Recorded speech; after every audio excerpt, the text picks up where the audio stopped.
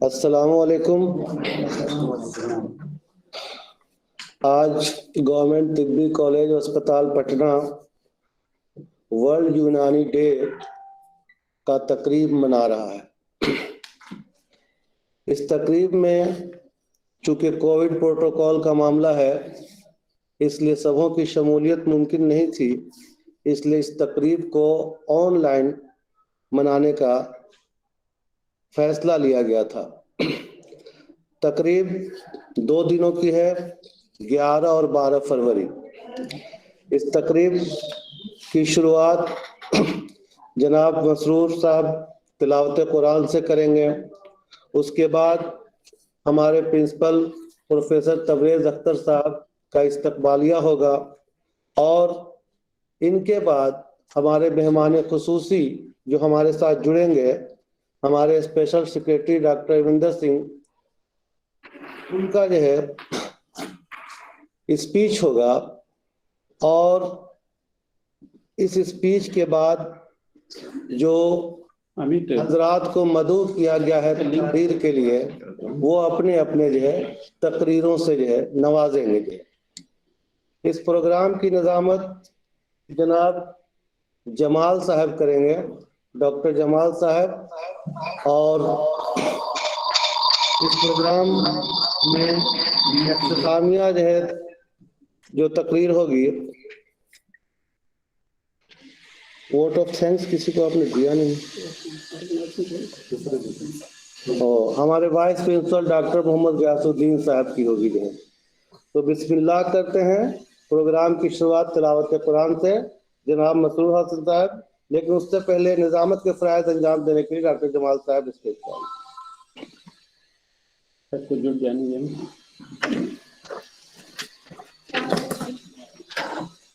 अस्सलामुअलैकुम।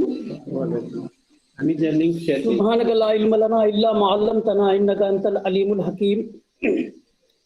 आली जनाब रविंदर सिंह साहब, स्पेशल सेक्रेटरी कमेटी आयुष समिति बिहार। आली जनाब professor Tabrez Akhtar Lari sahab, principal Government Tibbi College Patna. आली जनाब professor Ghiyasuddin sahab, vice principal Government Tibbi College Patna.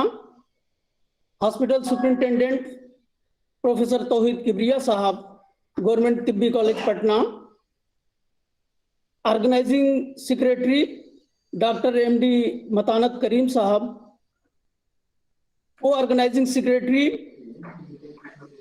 Doctor Tanveer Alam sahab, doctor Tooba Khatoon sahab. Teaching faculties, PG scholars, dear students और ऑनलाइन जुड़े हुए तमाम ख़वातीन और हज़रात, अस्सलामु अलैकुम। Today we are gathered here to celebrate world यूनानी day. It is the birth date of Hakim Ajmal Khan that is celebrated as World Unani Day every year on 11th February. On this occasion, in behalf of Government Tibbi College Patna, PG Department of Kulliyat has been organized a virtual national seminar themed as Concept of Akhlaq as per the modern medical parameters. The Unani system of medicine is based on the theory of Akhlaq postulated by Hippocrates. According to him, the state of body, that is health and disease, are regulated by quantitative and qualitative equilibrium of akhlaq. These are dam, balgam, safra and sauda. This theory is the key of Unani system of medicine. An adequate balance of these akhlaq is good health and may disharmony of these akhlaq causes disease. So we want to establish the concept of akhlaq as per the modern medical parameters in the present scenario. इस programme का आगाज सबसे पहले हम लोग तिलावत कुरान से करेंगे।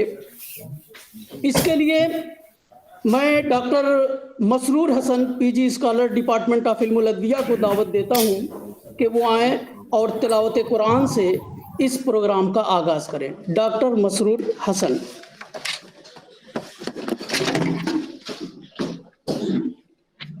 अऊज़ु बिल्लाहि मिनश शैतानिर रजीम।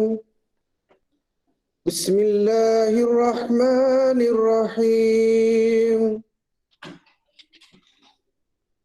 या अय्युहल्लज़ीना आमनू ला तकूनू कल्लज़ीना आदव मूसा फबर्रअहु अल्लाहु मिम्मा क़ालू व कान इंदल्लाहि वजीहा। या अय्युहल्लज़ीना आमनू इत्तक़ुल्लाह व क़ूलू क़ौलन सदीदा युस्लिह लकुम अअमालकुम व यग़फिर लकुम ज़ुनूबकुम व मन युतिइल्लाह व रसूलहु फ़क़द फ़ाज़ फ़ौज़न अज़ीमा। इन्ना अरज़नल अमानता अलस समावाति वल अर्ज़ि والجبال فأبين أن يحملنها وأشفقن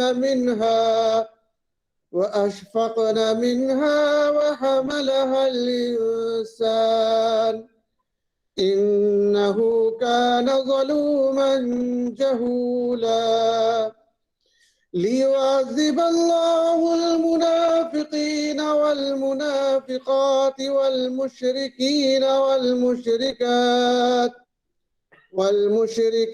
والمشركات ويتوب الله على المؤمنين والمؤمنات وكان الله غفورا رحيما صدق الله العظيم।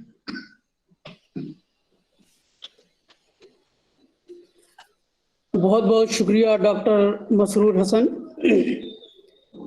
तिलावत कुरान के बाद I would like to invite professor Tabrez Akhtar Lari sahab for the welcome speech. इस प्रोग्राम को ऑर्गेनाइज करने में और इस प्रोग्राम को जो थीम दिया है सर ने, कंसेप्ट ऑफ अखलाक as per the modern medical parameters. शुरू में ये जो टॉपिक सर ने दिया था हमें बड़ा अजीब सा लगा था, लेकिन बाद में जब हमने लोगों के सामने इसको भेजा अपने ब्रोशर में, या इस टॉपिक को हमने सर लोगों को भेजा, तो सर लोगों का जो रिस्पांस आया कि ये जो टॉपिक है एक बहुत अच्छा टॉपिक है, एक अच्छा इनिशिएटिव है।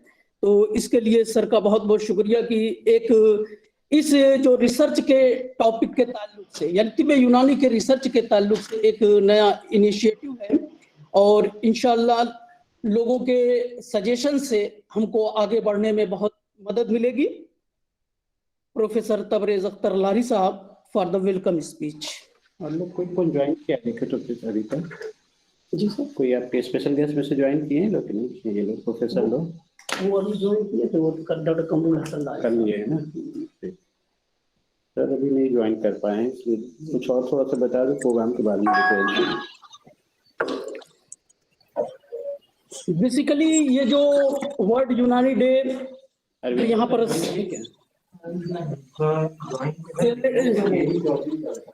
एक चौधरी सर हैं।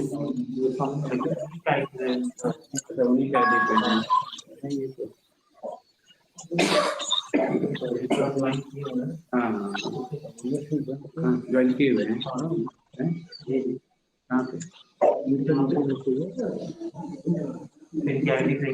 उनकी आईडी से है ना, और नहीं अरविंद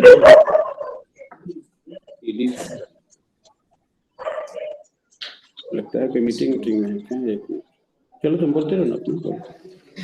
आज का ये जो प्रोग्राम है पूरे तिब्ब यूनानी के अंदर वर्ल्ड यूनानी डे के नाम से सेलिब्रेट किया जाता है।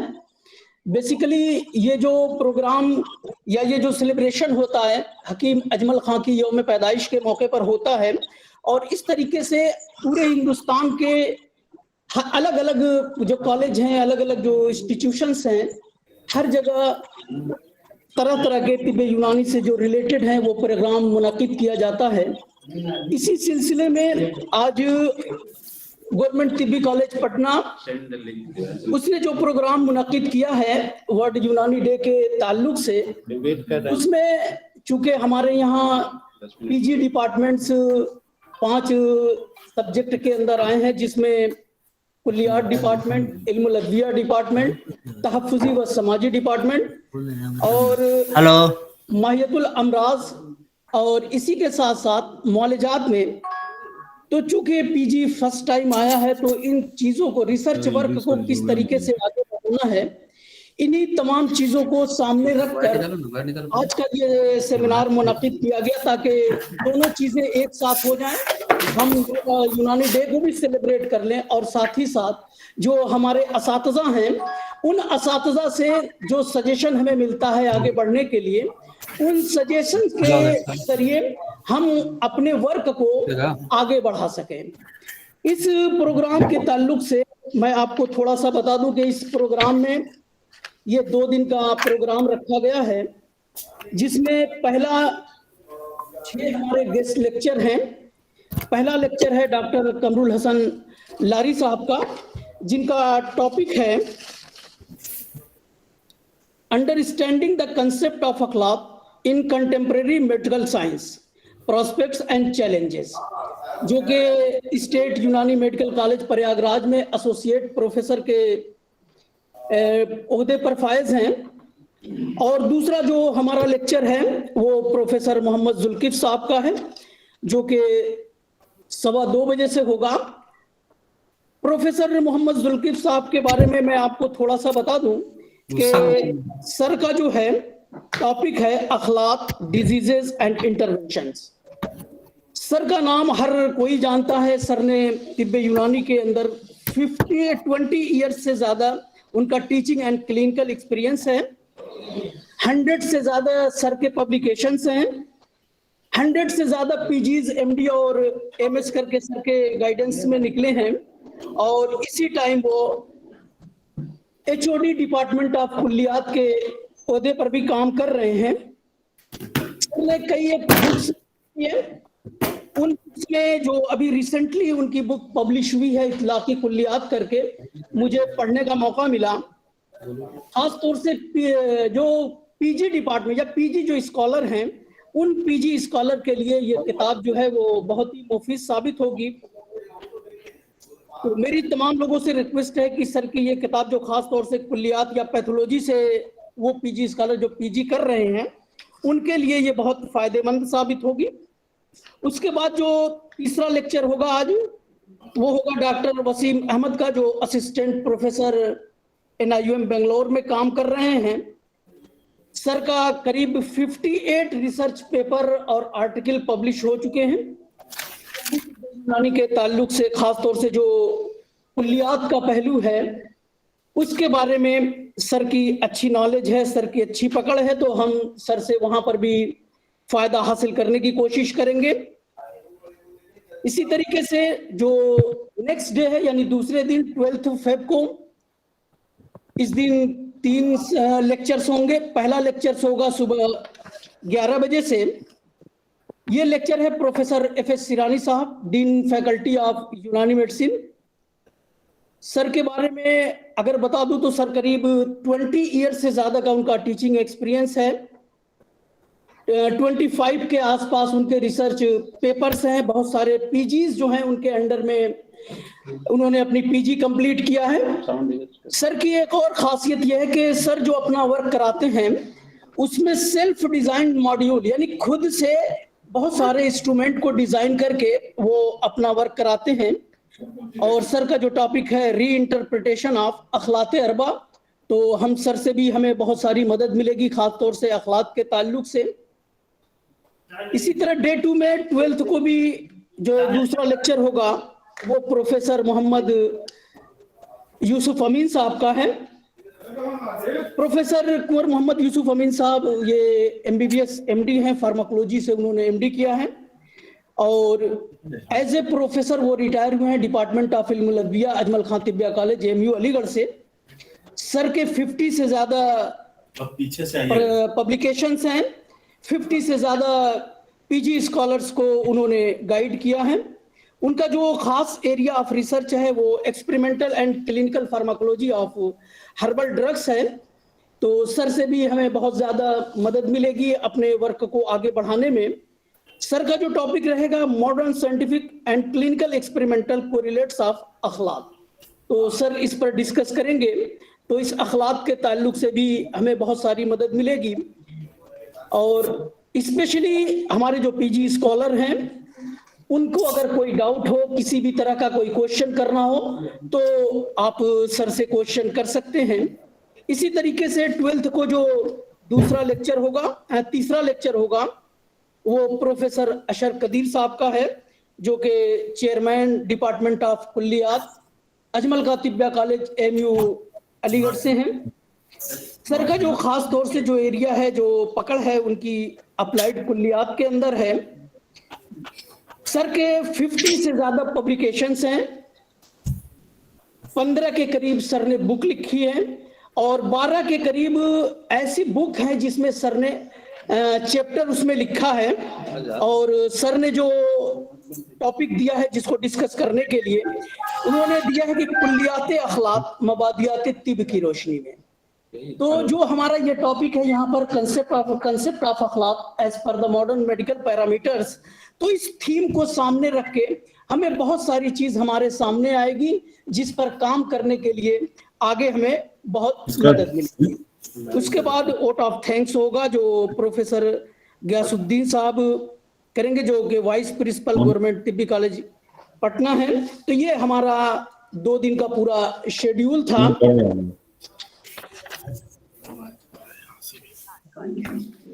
तो कंटिन्यू कर, ज्वाइन कर लेते हैं।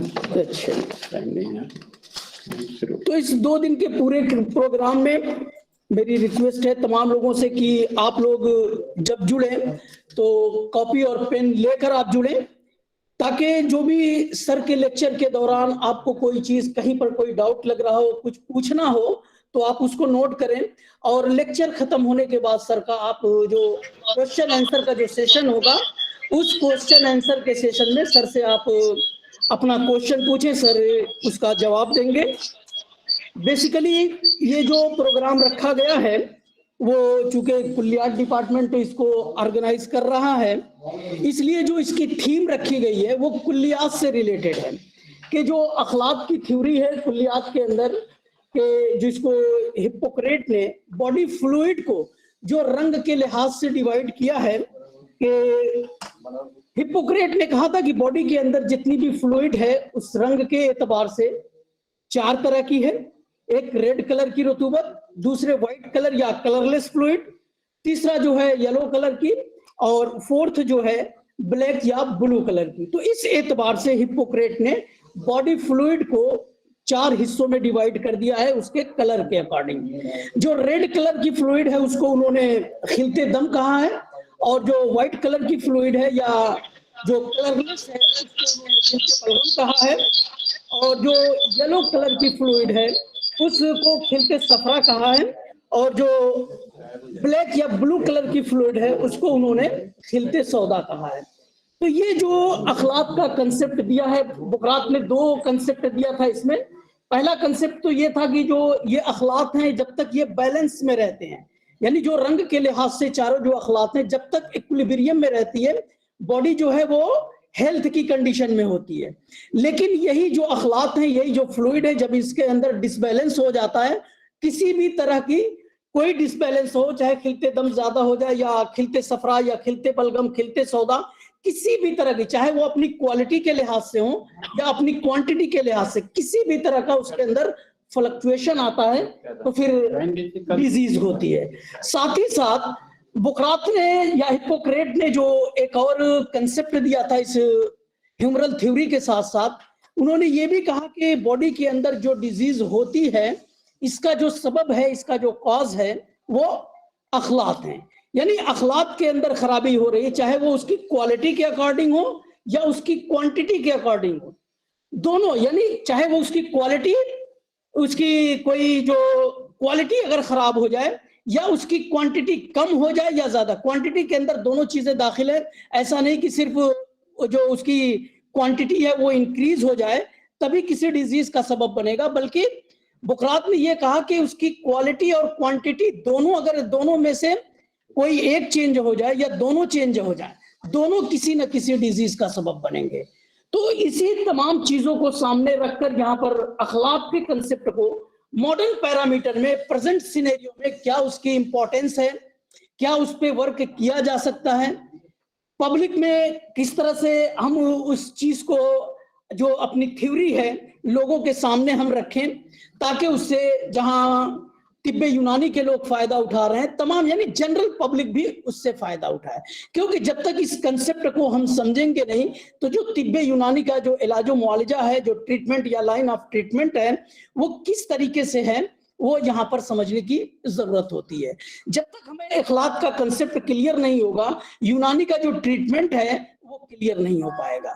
क्योंकि अगर हम जो भी अपनी डायग्नोसिस बनाते हैं, अगर उसको हम मॉडर्न पैरामीटर में उसकी डायग्नोसिस बनाएं और हम इलाज जो करें वो यूनानी से इलाज करें, तो फिर हमें खातिर खा फायदा नहीं होगा। या तो दवाएं उस हिसाब से फायदा नहीं करेंगी, या कभी करेंगी कभी नहीं करेंगी। लेकिन अगर इस कंसेप्ट को हम समझकर अगर उसका ट्रीटमेंट करेंगे तो फिर तमाम चीजें हमारे सामने आएंगी। तो मैं इसके साथ ही मैं प्रोफेसर तबरेज अख्तर लारी साहब को इनवाइट करता हूं कि वो वेलकम स्पीच के लिए आए। प्रोफेसर तबरेज अख्तर लारी साहब।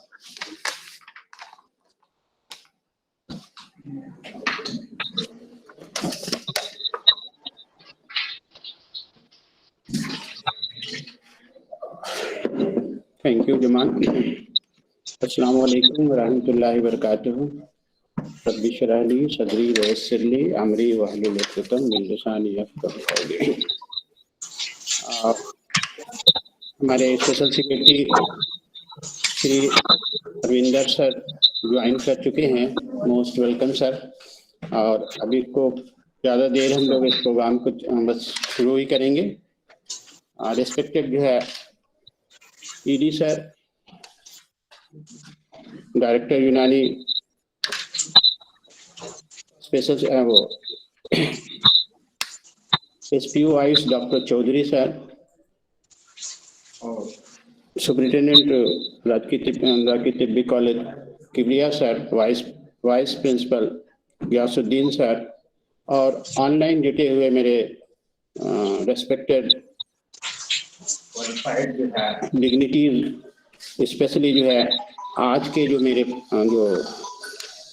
जो प्रोफेसर्स हैं जो इस अगस्त कॉन्फ्रेंस को अटेंड अपने लेक्चर से नवाजेंगे। प्रोफेसर अहमद साहब, प्रोफेसर जुल्किफ साहब भी ज्वाइन कर चुके हैं। प्रोफेसर यूसुफ अमीन साहब ज्वाइन कर चुके हैं। ये सर कुछ रिनाउंस लोग हैं जो कि फंडामेंटल्स ऑफ द यूनानी के प्रोफेसर्स हैं, और फंडामेंटल ऑफ यूनानी का इनका पूरी जिंदगी उन्होंने लगाया है सर, और ढेर सारे इनके इंटरनेशनल लेक्चर्स हैं सर, और इंटरनेशनल लेवल पे इनके पेपर्स पब्लिश हैं सर। जैसा कि आज हम लोग जो इस ओकेजन पे जो जमा हुए हैं वो बेसिकली है तो यूनानी डे का सभी लोग जानते हैं कि हकीम अजमल खां की याद में हम लोग मनाते हैं। लेकिन बेसिकली सर हमारे यहाँ ये आज यूनानी डे बिहार के लिए कुछ स्पेशल है। स्पेशल इस माने में है कि इस साल हम लोगों ने रिसर्च के सेक्टर में पहला कदम रखा है। मेरा फर्स्ट जो है रिसर्च स्कॉलर बैच जो है इस यूनानी डे में शामिल हुआ है। सेकेंड बैच भी हम लोगों का ज्वाइन ही करने वाला है सर। और उसके बाद इसलिए ये और भी इम्पोर्टेंट है सर कि इसी छोटे से हाउस में माननीय लोकप्रिय मुख्यमंत्री स्वयं उपस्थित हुए थे, और उन्होंने 22 सितंबर को रिवाइज करते हुए हमें ये टास्क दिया था कि हिंदुस्तान का सबसे बेहतरीन यूनानी कॉलेज मैं देखना चाहता हूँ। इसके लिए उन्होंने खुद आगे बढ़ करके एक नया प्रपोजल लिया और 300 करोड़ का बिल्डिंग फंड सैंक्शन भी कर दिया है सर, और चल रहा है। अब हमारी ये जिम्मेदारी होती है कि हम वो सारे फंडामेंटल्स नॉलेज, वो फंडामेंटल इक्विपमेंट्स, वो फंडामेंटल लोग जो दुनिया में जहाँ कहीं भी हैं वो यूनानी के लिए काम कर रहे हैं, उनके एक्सपर्ट्स राय को, उनके एक्सपर्ट शमूलियत को हम लोग लेते हुए एक एक्सपर्ट कमेटी बनाएं, जैसा कि माननीय मुख्यमंत्री का सुझाव था कि दुनिया में जहां भी जो लोग भी हों यूनानी सिस्टम से जो कुछ भी राय लेना चाहते हैं सब राय ले लीजिए और ले करके एक ऐसा ऑर्गेनाइजेशन बनाइए जो कि फ्यूचर के लिए जो है एक माइलस्टोन हो। सर उसी लाइन का ये मेरा पहला स्टेप है। हम लोगों ने कोशिश किया कि कुलियाट डिपार्टमेंट जो फंडामेंटल होता है उनको ही ये टास्क दे रखा है कि वो लोग बनाएंगे कि क्या फंडामेंटल चाहिए यूनानी को। सर आप जानते हैं जैसा कि जो है यूनानी सिस्टम जो है 1000 साल पहले हिप्पोक्रेट्स ने लगभग जो है इसकी फॉर्मुलेशन किया था। उन्होंने बताया था उस जमाने में जबकि साइंस नाम की दुनिया में कोई चीज नहीं थी, साइंटिफिक पैरामीटर तो खैर कुछ था ही नहीं सर, जो है उस जमाने में एक साइंटिस्ट ने ये कहा कि human body is made by the 4 fluid and there is a special character of this fluid जो है after the mixture of this fluid the body is made जो है and being as a qualitatively and quantitatively if there is a change in that fluid the body is the suffered जो है suffered that is called as the disease. So in modern technology जो है in modern age we are here to define जो है how this 4 fundamental जो है fluids are measured in the modern terms of the जो है medical science. This is the basic task I have given to the जो है my fundamental department कुलियात जो है and he has accepted this challenges sir जो है I expect जो है they will do it जो है and make a lab जो है in which we have to be able to prove that this fluids and this fundamental on the modern scientific parameters जो है. In this line जो है हम लोग आज जो है एक सिंपल सा डिस्कशन करेंगे कि क्या हो सकता है। और ये एक दिन का सेमिनार नहीं है सर, सिर्फ 2 दिन हम लोग आज बात इस पे जरूर करेंगे, लेकिन कंटिन्यूअस हम लोग उस वक्त तक करते रहेंगे जब तक कि जो है एक लैब बना करके मॉडर्न पैरामीटर पे हम लोग इसे प्रूव करने की हैसियत में न आ जाए sir. This is our task जो है। आई नो वेल बहुत ही डिफिकल्ट टास्क है बट नामुमकिन नहीं है सर, क्योंकि हमारे पूर्वजों ने बिल्कुल ही डिफाइन कर रखा है और साइंटिफिक पैरामीटर पे डिफाइन कर रखा है सर। और आपको सर मुझे बताते हुए खुशी होती है कि आज दुनिया में जो मॉडर्न साइंस है completely drive from the Unani system of medicine, और उन लोग भी जब वो modern system of medicine develop कर रहे थे उनके पास भी सिर्फ यही एक फंडामेंटल थ्योरी था, एक फंडामेंटल जो है हिस्ट्री था, एक यही बुक था और कोई बुक दुनिया में थी नहीं। इसी बुक से उन लोगों ने पूरे मॉडर्न सिस्टम को बनाया है सर। सिर्फ डिफर कहाँ हुआ कि जब 1916 में जो है 16th सेंचुरी में जब रॉबर्ट हुक ने जो है सेल का खोज किया तो उसने बताया कि cell is the fundamental functional and structural and functional unit of the body जो है। सो वहीं से वो डिफर्ड हो जाते हैं। बुकरात ने कहा कि there is 4 fluids of the fundamentals of the body जो है, and he said जो है the only जो है cell is the fundamental and functional and structural and functional unit of the body, and then the chemistry is the developed, then other science is the developed जो है, and then जो है they decided to the जो है define the cell in the form of the chemistry जो है, और पूरी मेडिकल साइंस जो है उस केमिस्ट्री पे है और उस स्ट्रक्चरल और फंक्शनल यूनिट पे आज मेडिकल साइंस जो है आगे बढ़ती चली गई सर जो है। और वो चैप्टर कि 4 fluids by made is body is made by 4 fluid जो है फंडामेंटली, इस 4 फ्लूइड पे जो है लोगों ने आगे काम करना बंद कर दिया sir. But we are adhere on it. आज भी यूनानी सिस्टम उसी पे डिपेंड है सर, उसी पे हम ट्रीटमेंट करते हैं। बस हमें सिर्फ डिफाइन करना है कि ये 4 फ्लूइड को मॉडर्न लैंग्वेज में कैसे हम लोग डिफाइन कर सकते हैं सर। एक बार सर ईडी सर का फिर से वेलकम करते हुए, सर आपने इतना बिजी टाइम में हमारे लिए दिया। हम सर चाहेंगे सर कि 2 मिनट आप जो है इस अगस्त जो हमारे जो लेक्चर्स हैं, जो हमारे जो ऑडियंस हैं, जो बाहर से जुटे हुए हैं, जो इन हाउस जुटे हुए हैं, इनको आप 2 शब्दों से सर जो है पर्टिकुलरली हमारे कुलियाट डिपार्टमेंट को 2 शब्दों से सर नवाजें, ताकि ये फ्यूचर में अपने इस बिगेस्ट टास्क पे डटे रहें सर, और कुछ हम लोग इस देश के लिए, इस राष्ट्र के लिए, इस डिपार्टमेंट के लिए कुछ दे सके। धन्यवाद। जय Hind sir. Thank you. ED sir join कर चुके हैं। ED sir. थैंक यू लारी साहब। Thank you sir. प्लीज आप मुझे सुन पा रहे हैं? Continue sir. हाँ ठीक है। आज के इस कार्यक्रम के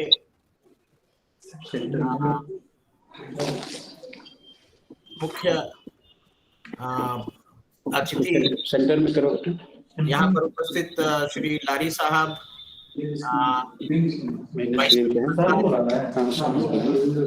फैकल्टी मेंबर्स, क्या बोल रहे हैं? डिस्टर्बेंस है, कुछ लोगों के माइक्रोफोन्स ऑन है तो हमारे साथ जुड़े हुए तिब्बी कॉलेज के छात्रगण, यूजी और पीजी के, आज बहुत हर्ष का विषय है कि यूनानी का स्थापना दिवस, तिब्बी कॉलेज का स्थापना दिवस मनाया जा रहा है और आप सभी यहाँ पर एकत्रित हुए हैं और इस नेशनल सेमिनार के माध्यम से यूनानी की जो पढ़ाई है उसका प्रचार प्रसार कर रहे हैं।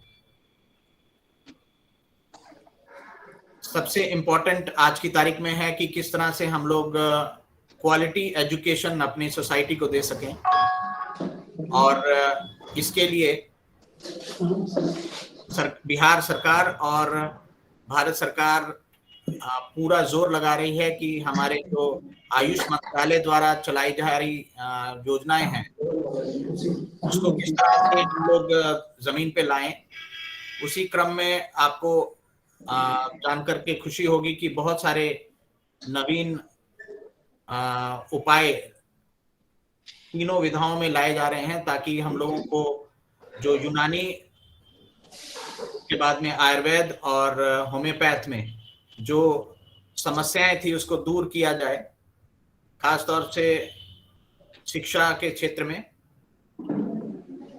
इसमें अभी आपको थोड़े दिन पहले एक वर्कशॉप हुई थी, एक जिसमें माननीय मुख्यमंत्री जी तिब्बी कॉलेज में आए थे और उन्होंने आयुष प्रक्षेत्र का एक गहन समीक्षा की थी और इस सेक्टर में जो आ रही दिक्कतें हैं उनको समझा था।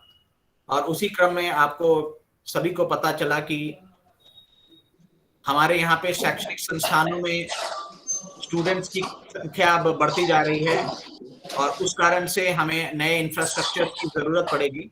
तो उसके संदर्भ में 838 करोड़ का एक पैकेज बिहार सरकार ने आयुष सेक्टर को इम्प्रूव करने के लिए दिया और ये एक अभूतपूर्व कदम इसलिए भी है कि इतना बड़ा इन्वेस्टमेंट आयुष के क्षेत्र में अभी तक पूरे इंडिया में किसी और राज्य ने नहीं किया है। और उसी मीटिंग में आज से 2 महीना पहले जो मीटिंग हुई थी माननीय मुख्यमंत्री जी की तिब्बी कॉलेज में, उसमें ये दिशा निर्देश प्राप्त हुआ था कि तिब्बी कॉलेज को एक अलग कैंपस में शिफ्ट किया जाए और उसमें उसका एक मास्टर प्लान डेवलप कर लिया जाए। तो मुझे बहुत हर्ष के साथ ये सूचित करते हुए गर्व हो रहा है कि तिब्बी कॉलेज का मास्टर प्लान जो है वो पूरा बन के तैयार हो चुका है। उसमें कई राउंड जो हमारे लारी साहब हैं और उनकी टीम है उन्होंने उसको गहन अध्ययन भी किया और 264 करोड़ का ये डीपीआर बन के तैयार हो गया है और अब इसमें कैबिनेट से अप्रूवल तो हो ही चुका है। अब इसमें टेंडर प्रोसेस में अगले कुछ दिनों में टेंडर की प्रक्रिया चालू हो जाएगी। तो इंफ्रास्ट्रक्चर, वर्ल्ड क्लास इंफ्रास्ट्रक्चर के साथ में हमारे जो स्टूडेंट्स हैं उनको इस कॉलेज में पढ़ने का मौका मिलेगा। पटना में वैसे भी जमीन, 1-1 इंच जमीन बहुत महत्वपूर्ण है। इसके लिए 10 एकड़ की जमीन भी तिब्बी कॉलेज को मिल गई है। तो हमारे जितने साथी हम लोगों को सुन रहे हैं वो ये एक बहुत ही महत्वपूर्ण पल है कि ये सिर्फ कुछ इन्वेस्टमेंट का मसला नहीं है, ये एक रिकॉग्निशन का भी मसला है कि इस विधा को पूरी तरह से रिकॉग्नाइज करते हुए और इतना बड़ा इन्वेस्टमेंट और एक मेडिकल कॉलेज जो है उसके लिए एक से एक बड़ा इन्वेस्टमेंट हो रहा है। उसके अतिरिक्त पिछले 2-3 सालों में आपने देखा होगा कि बहुत सारे जो स्टूडेंट्स का नंबर जो है वो भी बढ़ाया गया है। पहले 60 स्टूडेंट्स पीजी में यूजी में होते थे उसको बढ़ा करके 19-20 में 100 किया गया और इस साल 125 किया जा रहा है। इसके अतिरिक्त पीजी में भी पढ़ाई में 5 सब्जेक्ट्स में 31 बच्चों का नामांकन किया जाएगा। तो ये एक सभी के लिए हर्ष का विषय है कि इतना इन्वेस्टमेंट इस सेक्टर में आ रहा है। अब इस इन्वेस्टमेंट के साथ में सरकार की अपेक्षाएं भी बढ़ी हैं। सरकार की अपेक्षाएं इस तरह से बढ़ी हैं कि जब सरकार इस सेक्टर की तरफ ध्यान दे रहा है तो सरकार चाहेगी कि इसमें जो बच्चे आ रहे हैं वो अच्छी क्वालिटी के आए। उसके लिए नीट के माध्यम से बच्चे अब उनका नामांकन हो रहा है और साथ ही टीचिंग के लिए भी टीचर्स को भी सशक्त होना पड़ेगा, टीचर्स को भी मजबूत होना पड़ेगा। और क्योंकि जब बच्चे अच्छी जगहों से आते हैं उनकी एक्सपेक्टेशन होती है कि टीचर्स अच्छे होंगे। तो जब टीचर्स अच्छे होंगे तो इसका मतलब है कि टीचर्स को लेटेस्ट क्या चल रहा है आपकी विधा में उससे बिल्कुल उसकी जानकारी आपको होनी चाहिए। तो मैं उम्मीद करता हूं कि बीच बीच में इस तरह के नेशनल सेमिनार्स और वेबिनार्स करके और कुछ इंपॉर्टेंट सब्जेक्ट्स के ऊपर डिस्कशंस करना बहुत जरूरी है ताकि जो भी हमारे फैकल्टी हैं वो भी लेटेस्ट डेवलपमेंट्स के साथ में रूबरू हो सकें, उनको इसकी जानकारी हो सके ताकि वो नॉलेज जो है वो हमारे स्टूडेंट्स तक भी पहुंच सके। मैं उम्मीद करता हूं कि लारी साहब एक दूरगामी प्लान अगले 1 साल 2 साल का बना लेंगे जिसमें कि किस तरह से सारे जो आपके 14 विधा हैं, 14 जो सब्जेक्ट्स हैं, उन सभी में जो भी फैकल्टी मेंबर्स हैं उनको उनकी विधा का लेटेस्ट जानकारी प्राप्त हो सके। उसके लिए यदि कहीं पे कोई सेमिनार या इस तरह के कोई वर्कशॉप्स होते हैं उसमें आप उनको भेजिए ताकि वहां जा करके वो सीख सकें। नई चीजें सीखने से ही आदमी बच्चों को अच्छी तरह पढ़ा सकता है। और इसके अतिरिक्त बच्चों को भी जो अलग अलग जगहों पे टूर पे लेके जाते हैं, जैसे हम लोग भी जब कॉलेज में थे तो हम लोगों को कॉलेजेस में 2 टूर होते थे, एक स्टेट टूर और एक ऑल इंडिया टूर। तो उस तरह की व्यवस्था आप लोग कीजिए। उसके लिए बजट की कोई कमी नहीं है। नॉन प्लान में आप उसकी मांग कीजिए, बच्चों को टूर पे लेके जाइए। उससे भी उनको बहुत सारा ज्ञान प्राप्त होता है और बहुत सारे और लोगों से मुलाकात होने पे उनकी जानकारियां बढ़ती हैं। तो मैं उम्मीद करता हूं कि आप लोग अब क्वालिटी की तरफ ध्यान देंगे।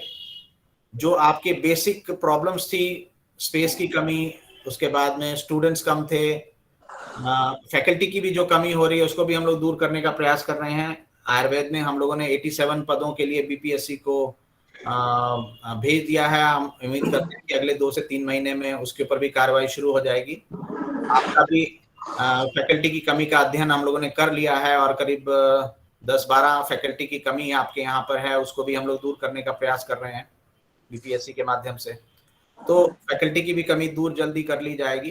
तो मैं उम्मीद करता हूं कि सरकार आपके विधा को आगे बढ़ाने के लिए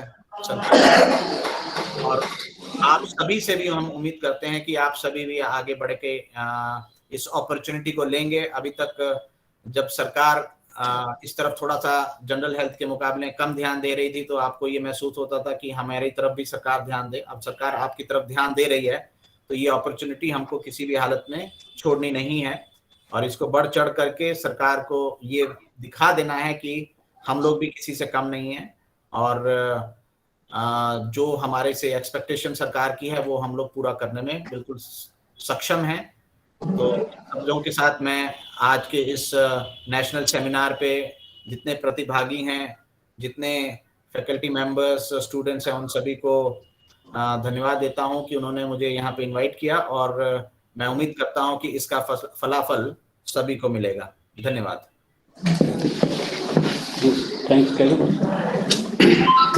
बहुत बहुत शुक्रिया सर, आपके ये वैल्यूएबल वर्ड्स याद रखेंगे और सर के गाइडेंस में इंशाल्लाह हम लोग आगे और तरक्की करेंगे। सर का बहुत बहुत शुक्रिया कि उन्होंने अपने बिजी शेड्यूल से हमारे लिए अपना वक्त निकाला। एक बार फिर आपका बहुत बहुत शुक्रिया sir. Thank you. Thank you. Continue करें। अब इसके बाद बाकायदा तौर पर साइंटिफिक सेशन की शुरुआत होगी जिसमें पहला लेक्चर डॉक्टर कमरुल हसन लारी साहब का है, जो स्टेट यूनानी मेडिकल कॉलेज प्रयागराज में एसोसिएट प्रोफेसर की पोस्ट पे काम कर रहे हैं। सर का जो टॉपिक है, understanding the concept of akhlaq in contemporary medical science, prospects and challenges. Sir के करीब 39 पेपर्स एंड आर्टिकल्स जो हैं वो साइंटिफिक जर्नल में पब्लिश हो चुके हैं। और सर का एक और अचीवमेंट ये है कि sir presently international journal of यूनानी एंड इंटीग्रेटिव मेडिसिन में एज ए एसोसिएट एडिटर पर काम कर रहे हैं। और इसके साथ ही साथ international journal of homeopathy and natural medicine, इसके भी सर एडिटोरियल बोर्ड के मेंबर हैं। इसके साथ साथ journal of Ayurveda and integrated medical science, इसमें भी वो सीनियर एडिटर हैं और साथ ही साथ पेपर्स को रिव्यू भी करते हैं। सर जुड़ गए इसमें? हाँ, कुछ जुटे होंगे तो अपने दिखाई दे आ जाएंगे सामने। लारी, डॉक्टर कमरुल हसन लारी साहब, हेलो, आवाज ले लीजिए, बोलो वीडियो ऑन करो। हाँ वीडियो ऑन, ठीक है वीडियो ऑन, ठीक है। तो मैं डॉक्टर कमरुल हसन लारी साहब को इनवाइट करता हूं कि वो आए, और जो उनका टॉपिक है understanding the concept of akhlaq in contemporary medical science, prospects and challenges. Sir आपके सामने।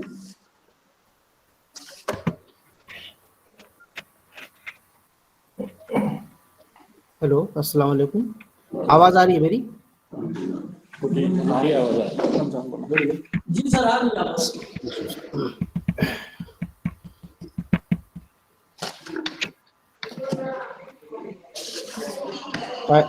It's a matter of great pleasure for me that I have been given an opportunity to deliver a lecture on the theme, the concept of akhlaq in modern medical parameters.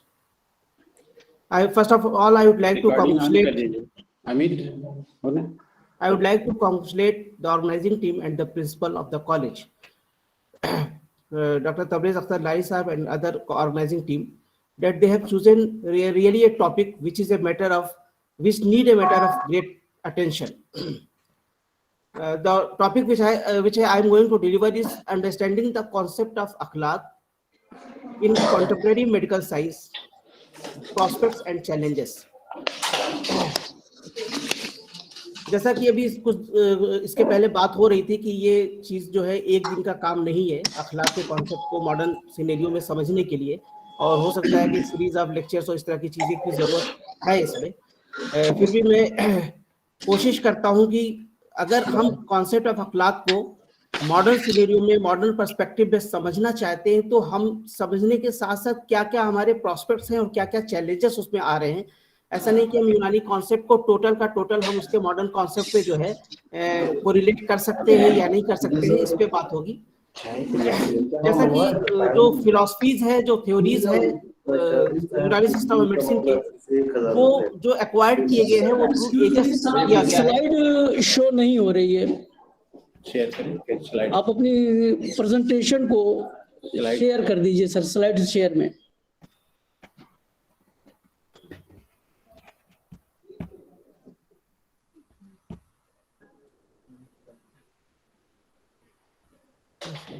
Share का option arrow वाला है ना, नीचे arrow है, फिर click करेंगे। ये file लगी, ये स्लाइड आ रही है।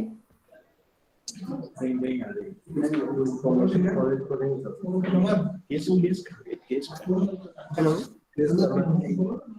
इसका कुछ होगा ना मामला पहली बार पता चला कि मशहूर साहब के यहाँ दिल केस किए मैं सब बोल दो सिर्फ 1000 रुपया का मामला।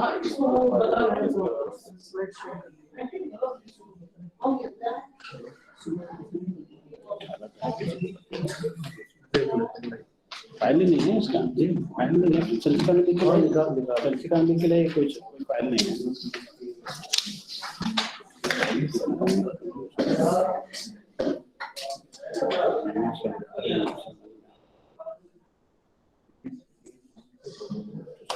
वो आप चेक कर लेंगे। हमको 10 मिनट लग जाएगा, उसमें नहीं जरूरत है।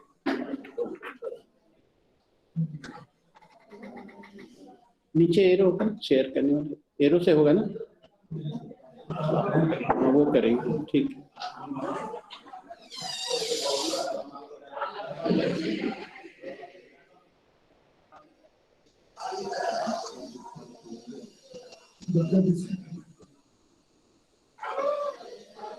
नीचे जो एरो है ना थंब्स के बगल में, क्लिक वो अब वो करेंगे शेयर कर उनके यहाँ कैसे शो हो रहा होगा। कल सुबह बताए थे। कनेक्ट कर रहे थे, उनका डिस्कनेक्ट हो गया, नेट से डिस्कनेक्ट हो गया, वो कनेक्ट कर रहे हैं, वेट कर रहे हैं। सर के नेटवर्क प्रॉब्लम होने की वजह से डिस्कनेक्ट हो गया है सर, फिर से कनेक्ट कर रहे हैं।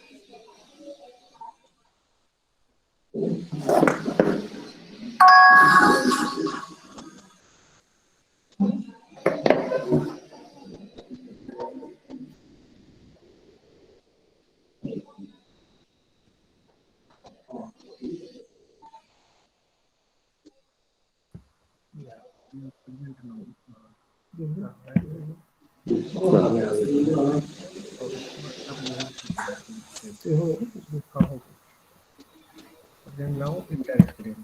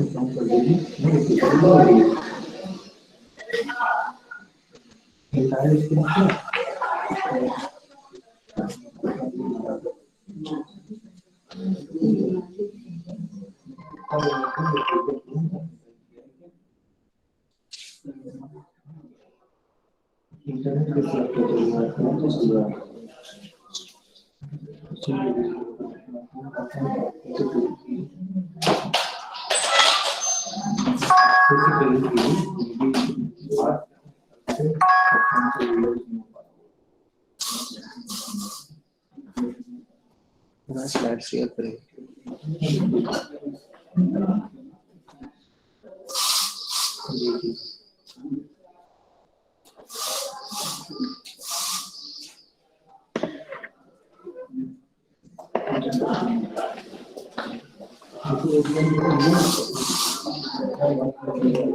सर नमस्कार sir. Hello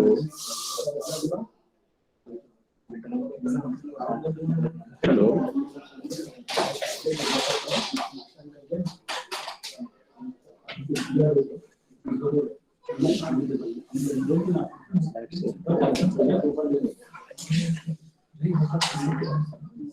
without slide sharing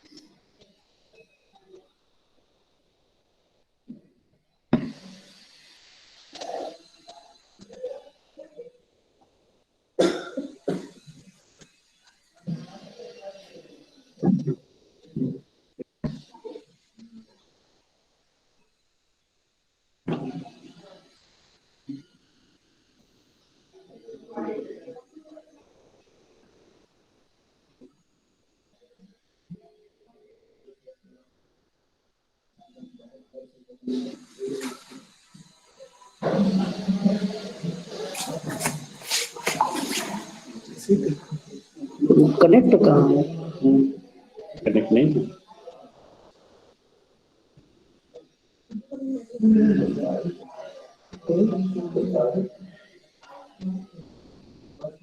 disconnect हो गया।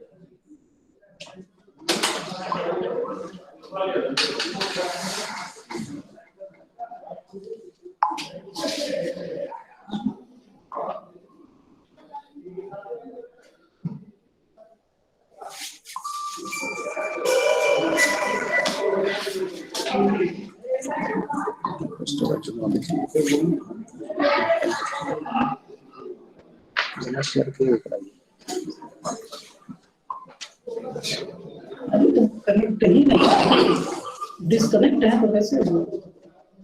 टेलीफोन से बात करेंगे, कॉल कीजिए, हो सकता है कोई टेक्निकल प्रॉब्लम।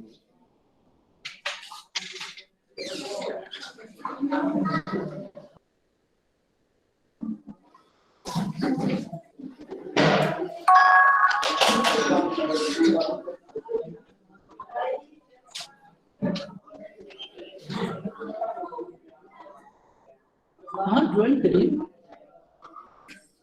बिना शेयर किए तो विदाउट शेयर के ही वो कर लीजिए। अगर शेयर नहीं हो रहा है तो कैसे? शेयर नहीं हो रहा है तो विदाउट स्लाइड शेयर के ही आप कर लीजिए। बाद में वेट करेंगे। तमाम लोग वेट करें, करीब 90 लोग वेट करें। शेयर नहीं हो रहा होगा तो शेयर नहीं।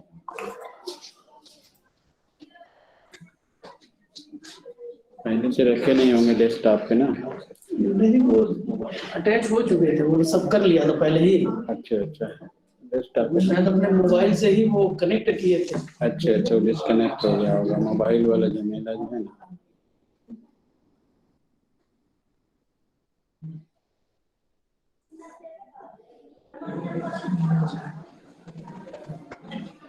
टाइम कम है ना, जुम्मा का दिन है, वेट नहीं किया जा सकता है। आ गया, चलिए आ गया, भी आ गया। बोल लीजिएगा आप, डिस्प्ले हो रहा है, ज्वाइन बोल दो, डिस्प्ले हो। डिस्प्ले हो रहा है सर। चलिए साउंड के आवाज करें, कंटिन्यू करें। ऑन करिए अपना। सर मेरी आवाज पहुंच रही है आपको? आप अपना वीडियो ऑन कीजिए। माइक भी ऑन। माइक ऑन करें। दिखे तो हैं किधर? किए तभी वो डिस्प्ले हो रहा है। हेलो सर आप अपना माइक ऑन कीजिए। जी सर। हाँ हाँ आ रही है, स्क्रीन आ रही है। जी सर, जी सर आ रही है। चलिए कंटिन्यू करें। जी सर कंटिन्यू कीजिए। जी देखिए, जो वक्त की जरूरत है वही है कि हम जो अखलाक की थ्योरी है, बजाय उस अखलाक की थ्योरी को टोटल मॉडर्न कॉन्सेप्ट में इनकॉर्पोरेट करने के बजाय जो हमारी थ्योरी है उसको हम साइंटिफिक बेसिस प्रोवाइड करें। मतलब कहने का मतलब ये है कि हम उस थ्योरी को पूरा चेंज करने की कोशिश न करें, क्योंकि अगर वो चेंज होगी तो हमारी जो पैथी जिससे हमारी पहचान है, जो हमारी वजूद जिससे जुड़ा हुआ है वो खत्म हो जाएगा। अब सवाल ये उठता है कि आखिर क्या रीजंस है जिसकी वजह से हमें कॉन्सेप्ट ऑफ अखलाक को मॉडर्न पर्सपेक्टिव में एक्सप्लोर करने की जरूरत है। तो पहला पॉइंट तो ये है कि जो अखलाक का कॉन्सेप्ट है जो एंशिएंट यूनानी फिजिशियंस ने दिया है, वो उस दौर में दिया है जिस वक्त साइंटिफिक, हेलो आवाज आ रही है ना? हाँ, जिस वक्त साइंटिफिक इन्वेंशंस डिस्कवरीज नहीं थे, उनके जो थ्योरीज थे वो मोस्टली लॉजिकल हैं, फिलोसफिकल हैं। इस वजह से एक वक्त की जरूरत है कि इसको मॉडर्न पर्सपेक्टिव में समझा जाए ताकि उसको एक्सप्लोर किया जाए। जो थ्योरीज है वो वक्त के साथ साथ चेंज भी होती रहती है। कभी हम लोग कहते थे कि एटम डिविजिबल नहीं है, बाद में ये हुआ कि एटम कैन बी डिवाइडेड। तो थ्योरीज जो है वक्त के साथ चेंज होती रहती है, और इस चेंज की वजह से भी जरूरत है कि हम अपनी थ्योरीज को रीथिंक करें। अगर हमारी थ्योरीज मॉडर्न एस्पेक्ट में लोगों को समझ में आने लगेगी तो जाहिर सी बात है उसकी एक्सेप्टेबिलिटी बढ़ जाएगी मेडिकल फ्रेटर्निटी के बीच में। लेकिन हम अगर अपने कॉन्सेप्ट ऑफ अखलाक को मॉडर्न सिनेरियो में समझना चाहते हैं तो वो बहुत आसान काम भी नहीं है। जैसे इसके पहले भी अभी कुछ लोग कह रहे थे कि बहुत चैलेंजिंग टास्क है ये। और क्योंकि होता क्या है कि कोई भी सिस्टम ऑफ मेडिसिन है उसके अपनी थ्योरीज, कॉन्सेप्ट से अपने फिलोसफीज हैं, वो उस वक्त के साथ होते हैं जिस वक्त वो सिस्टम ऑफ मेडिसिन प्रिवेल करता रहता है। हमारी थ्योरीज जो कॉन्सेप्ट ऑफ अखलाक है वो जो हमारे अतिब्बा ने जो समझा है वो in the absence of modern technology और इक्विपमेंट के समझा है। बहुत सारी चीजें ऐसी हो सकती हैं कि जब हम इसको एक्सप्लोर करें मॉडर्न एस्पेक्ट के लिहाज से तो कुछ चीजें हम लोग को उसमें ओमिट करना पड़ेगा, कुछ चीजें हो सकता है कि हम लोग को मॉडिफाई करना पड़ेगा।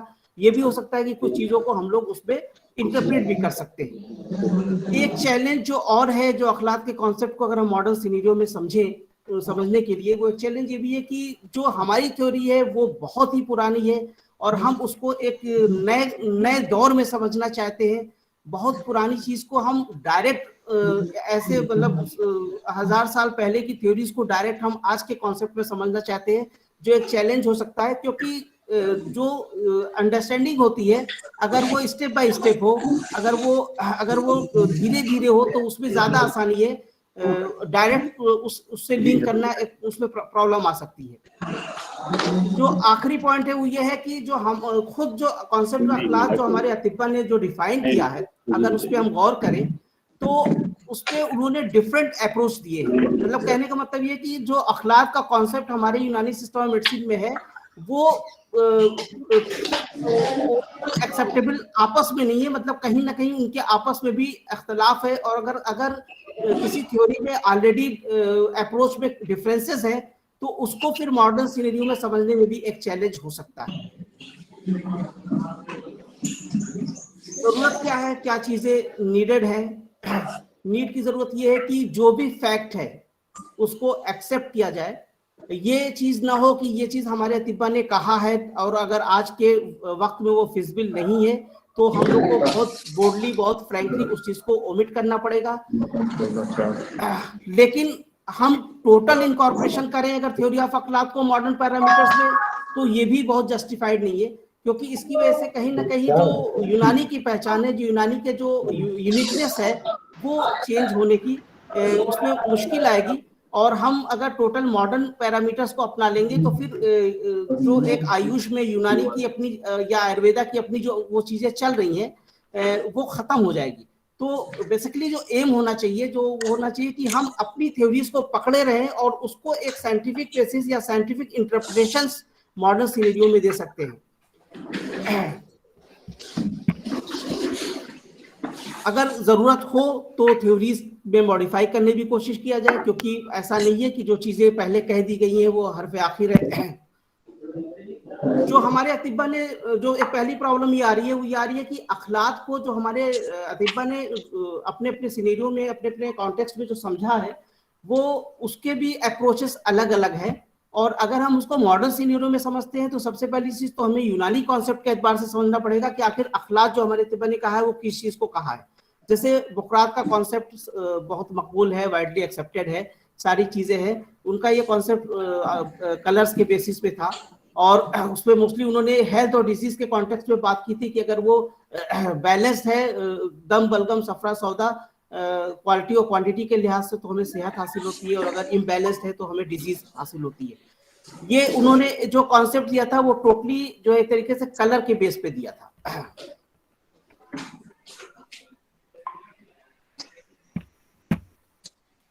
अबू सहेल मसीह ने जो अखलाक की तारीफ की वो बेसिकली एक तरीके से मसाकिन या लोकेशंस के एतबार से दिया, और उसमें उन्होंने जो खास बात वो की कि उन्होंने रुतूबत उरूक और रुतूबत तजावीब को तो अखलाक में शामिल किया, लेकिन रुतूबत उस्तकुस्सिया को जो इंट्रासेलुलर फ्लूइड थे उसको उन्होंने एक्सक्लूड किया।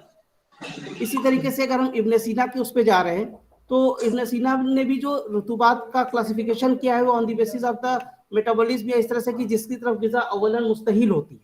तो उसमें क्या है कि उन्होंने जो खास जो पॉइंट आउट करने वाली चीज है कि इब्न सीना ने जो रुतूबत उला है या जो प्राइमरी फ्लूइड्स है उसको अखलाक के उस पर शामिल किया है, और जो रुतूबत सानिया है उसको उन्होंने एक तरह से एग्जेम्प्ट किया है।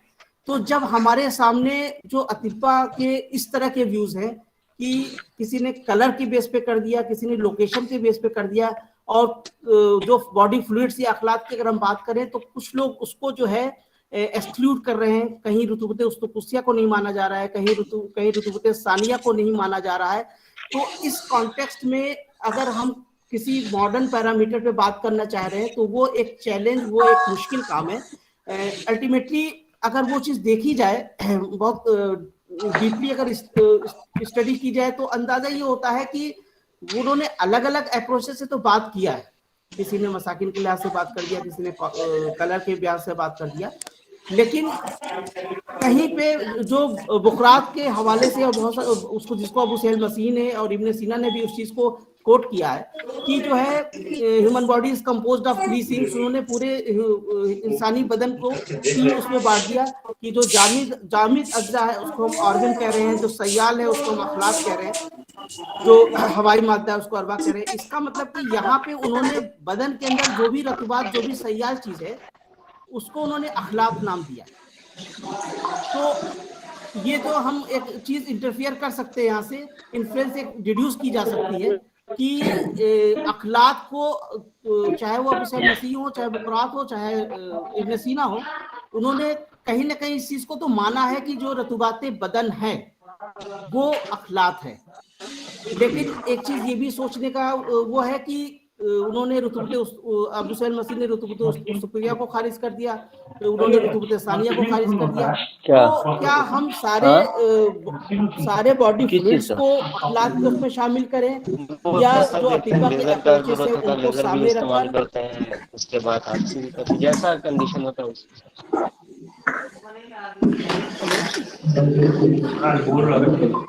आप मन करना उसको यहाँ कमिट कर देना। एम आई एडिबल? हेलो हाँ सर, आवाज आ रही है। तो जो मेन चीज जिससे हम लोग को फोकस करने की जरूरत है, वो फोकस करने की जरूरत ये है कि क्या पूरे रतूबात बदन को अखलाक माना जाए, या जैसे जैसे इब्न सीना ने रतूबत सानिया को नहीं शामिल किया, उन्होंने रतूबत प्राइमरी फ्लूइड्स को, रतूबत उरूक को ही माना है। तो क्योंकि ये एक बहुत बड़ा सब्जेक्ट हो जाएगा कि आप जैसे अगर पूरे रतूबात बदन को ले रहे हैं तो जदीद रोशनी में जब आप उसको डिस्कशन करेंगे तो उसमें भी प्रॉब्लम ये आएगी। उसमें प्रॉब्लम ये आएगी कि जो है अखलाक के चीजों को अगर हम देखें तो 3 चीजों पे अतिब्बा के उस पे नजरियात को देखें तो 3 चीजों पे वो कैरेक्टराइज कर रहे हैं। एक तो ये है कि वो रतब वो सयाल हो, वो कहीं ना कहीं इंक्लोज्ड हो वेसल्स में ताकि वो बह ना जाए, और वो जो कॉमन फंक्शन है अखलाक का, ये जो भी है वो ये है कि कहीं ना कहीं तग़ज़िया प्रोवाइड करते हैं।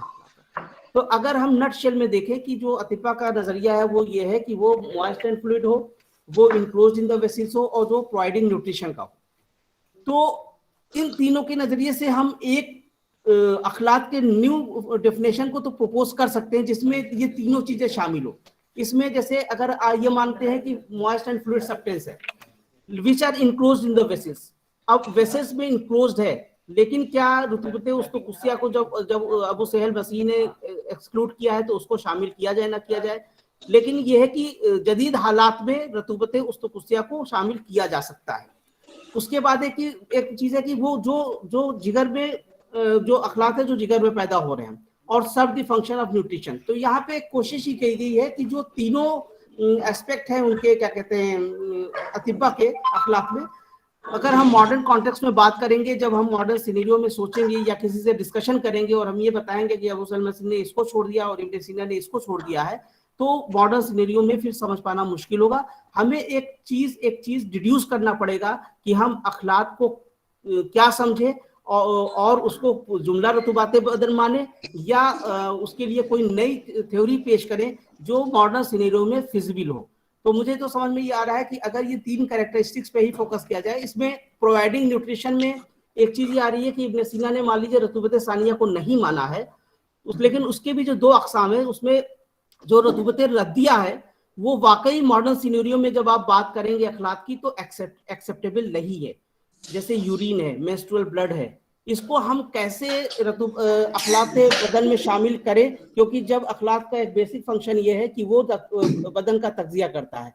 तो मॉडर्न सिनेरियो में जब हमें बात करनी होगी तो हमें अपने थ्योरीज में कहीं ना कहीं अमेंडमेंट करना पड़ेगा, कहीं ना कहीं उसमें चेंज लाने की जरूरत है, क्योंकि उस चीज को जो उन लोगों ने बयान किया है वो उस वक्त के हालात दूसरे थे, आप जिस दौर में समझ रहे हैं वो हालात बिल्कुल दूसरे हैं। इन दोनों के बीच में ब्रिज करने के लिए आपको कुछ चीजें अमेंडमेंट करनी पड़ेगी।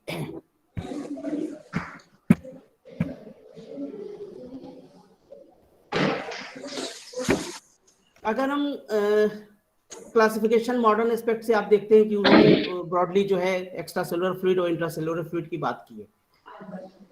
हम यूनानी कॉन्सेप्ट को ही रखते हैं, यूनानी क्लासिफिकेशन को ही रखते हैं, और मुझे लग रहा है कि अबू सलेम मसीह ने जो बॉडी फ्लूइड्स का क्लासिफिकेशन किया है वो तकरीबन मुकम्मल सा है, क्योंकि उनकी सारी चीजें हम कहीं ना कहीं मॉडर्न कॉन्टेक्स्ट में इनकॉर्पोरेट कर ले जाएंगे।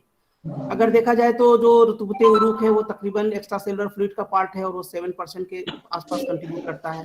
जो रुतुबत तजावीफ है वो तकरीबन जो है 27% करता है, और रुतुबत उस्तुकुसिया जो है वो तकरीबन 67% करता है।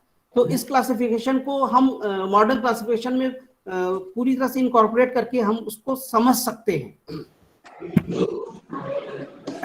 लेकिन एक चीज क्लासिफिकेशन में जो मॉडर्न का है वो तो है ही है, लेकिन जो यूनानी पे जो क्लासिफिकेशन का जो जोर दिया गया है बेसिकली, या जो बहुत ज्यादा एक्सेप्टेबल है, वो कलर के बेस पे, क्योंकि जब हम डिजीज की बात करते हैं, जब हम टेम्परामेंट की बात करते हैं और वहाँ पे जब अखलाक का जिक्र आता है तो वो टोटल का टोटल वहाँ पे जो बात आती है वो कलर के हिसाब से भी से आती है। लेकिन जो बेसिस ऑफ कलर है मॉडर्न सिनेरियो में देखा जाए तो बहुत ज्यादा मजबूत क्राइटेरिया नहीं है। नो डाउट ये क्राइटेरिया ऐसा था जिसने हमारी नॉन साइंटिफिक तिब को एक साइंटिफिक ओरिएंटेशन जो बुकरात ने दिया और वो साइंटिफिक दौर पे माना जाने लगा। लेकिन कलर का कॉन्सेप्ट मुझे लग रहा है कि आजकल के सिनेरियो में बहुत ऑथेंटिक और बहुत उस तरह का क्राइटेरिया नहीं है कि जिसके बेस पे हम मॉडर्न सिनेरियो पे उस तरह से डायरेक्टली बात करके और उस पर गौर फिक्र कर सकते हैं। कुछ चीजें और सोचनी पड़ेगी, क्योंकि एक जो यहाँ पे लूपहोल लगता है वो लूपहोल ये है कि जो भी फ्लूइड्स है उन्होंने ब्रॉडली क्लासिफाई कर दिया कि जो सफेद रतूबात है वो खिलते बलगम में है, जो जर्द है वो सफरा में है। लेकिन अगर हम उसकी बात करें, खिलते बलगम की ही बात करें सपोज करिए, तो उसमें भी डिफरेंट टाइप्स के फ्लूइड्स हैं जिनकी क्वालिटीज अलग है, जिनके फंक्शंस अलग हैं, जिनका टेम्परामेंट अलग है। तो अगर डिफरेंट टाइप्स के fluids having the different composition and having different qualities and even having different temperament, एक जगह तो हम बात करते हैं कि खिलते बलगम जो है बारिद रतब है, हालांकि उसमें भी अख्तलाफ रहा है, लेकिन अगर बारिद रतब मान रहे हैं तो क्या जो इंटेस्टिटियल फ्लूइड है और क्या जो वस्कुलर फ्लूइड है जिसमें खिलते बलगम है और इंटेस्टिटियल फ्लूइड में जो बलगम है, क्या उसके कंपोजिशन और उसमें डिफरेंस होने के बावजूद उसके मिजाज को हम बारिद रतब कह सकते हैं? तो ये जो कलर का भी क्लासिफिकेशन है, अगर हम मॉडर्न सिनेरियो में उस पैरामीटर को लेते हैं जो कि हाईली एक्सेप्टेबल है तिब यूनानी में, उसमें भी कहीं ना कहीं उसको समझने में एक परेशानी आ सकती है।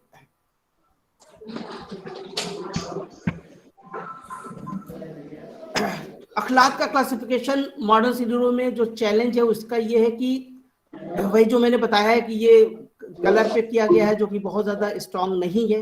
और एक सवाल ये जहन में आता है कि जो खिलते बलगम जिसको हम, जब उन्होंने ये कह दिया कि जो भी व्हाइट या कलरलेस फ्लूइड है वो खिलते बलगम में शामिल है, तो क्या उनके टेम्परामेंट सेम है, क्या उनके फंक्शन सेम है? क्योंकि कहीं ना कहीं ये देखना है कि वो टेम्परामेंट की वजह से उनके फंक्शन में कोई खलल तो नहीं। तो ये एक्सप्लोर करने वाली चीज है।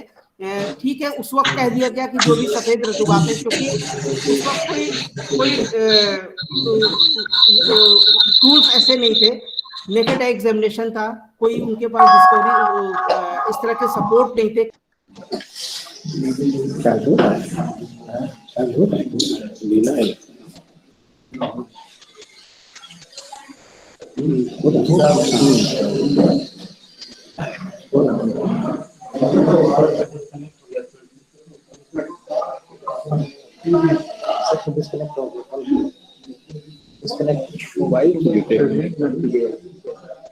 सर का शायद नेटवर्क चला गया, क्योंकि सर जो है वो डिस्कनेक्ट हो गए बीच में ही।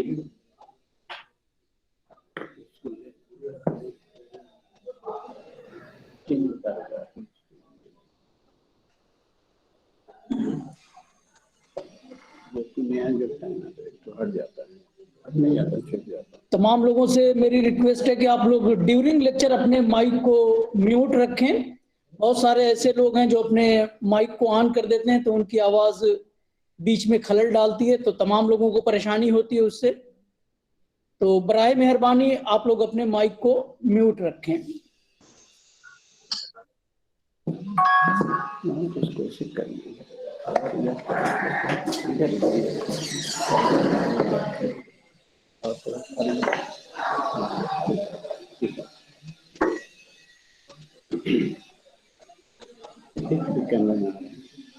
सर डिस्कनेक्ट हो गए, थोड़ा सा वेट करते हैं सर का। मोबाइल से ही बता रहे हैं, इस वजह से मोबाइल का नेट वो लैपटॉप से कनेक्ट कर जैसे प्रॉब्लम।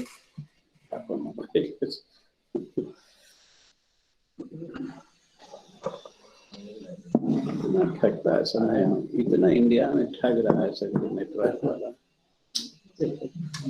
लूट मोबाइल टेलीफोन के नाम पे सेव होता है ना, पर सेकंड कितना गीगाबाइट आप सप्लाई कर रहे हैं, डाउनलोड हो रहा है, कॉस्ट कनेक्टिविटी की कॉस्ट मतलब बना दिया कितना गीगाबाइट पर सेकंड आप ये डाउनलोड कर रहे हैं, उसका वो कॉस्ट वही स्लो कर देता है। इस डंडी में कैसे मारता है, पहले हाथ वाला वैसी तस्वीर डंडी मारता है। हाँ वो कर देता है, उतना उतना पैसा पता नहीं कैसे आपको टाइम के हिसाब से पैसा ले रहा है, वो तो वहाँ तो तौल के बेच रहा है, खरीद रहा है अपने बीएसएनएल को लाइसेंस मोबाइल से कर देते हैं, फोन आया पैसे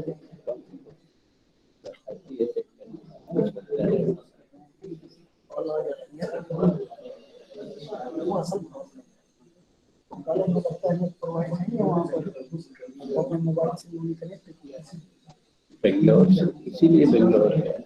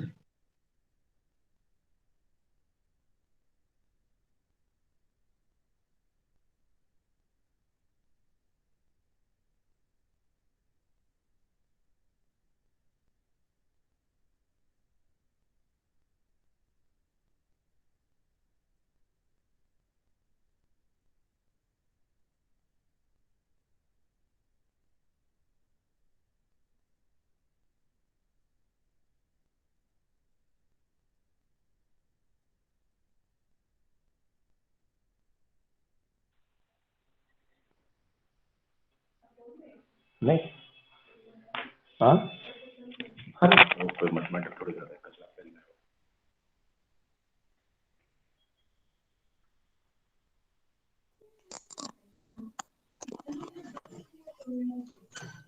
वॉशरूम में था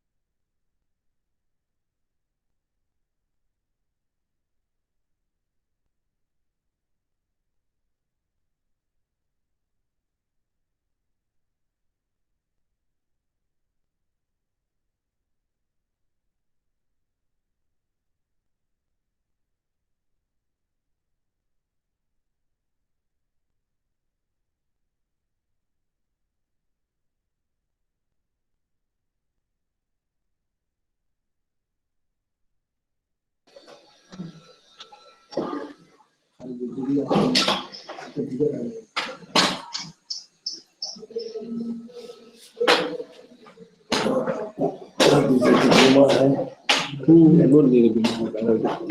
कंटिन्यू कीजिए, आपका आवाज नहीं आ रहा है।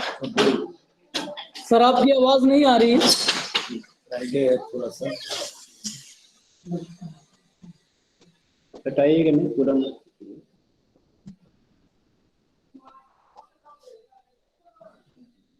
सर आपकी आवाज नहीं आ रही है। हेलो हेलो जी सर। ठीक है, F5 प्रेस कर लीजिएगा। जी F5 F5 पर वो करो तो अच्छी बात है। नेक्स्ट बोले कर नेक्स्ट करके स्लाइड पे चले जाइए आप। जी जी जी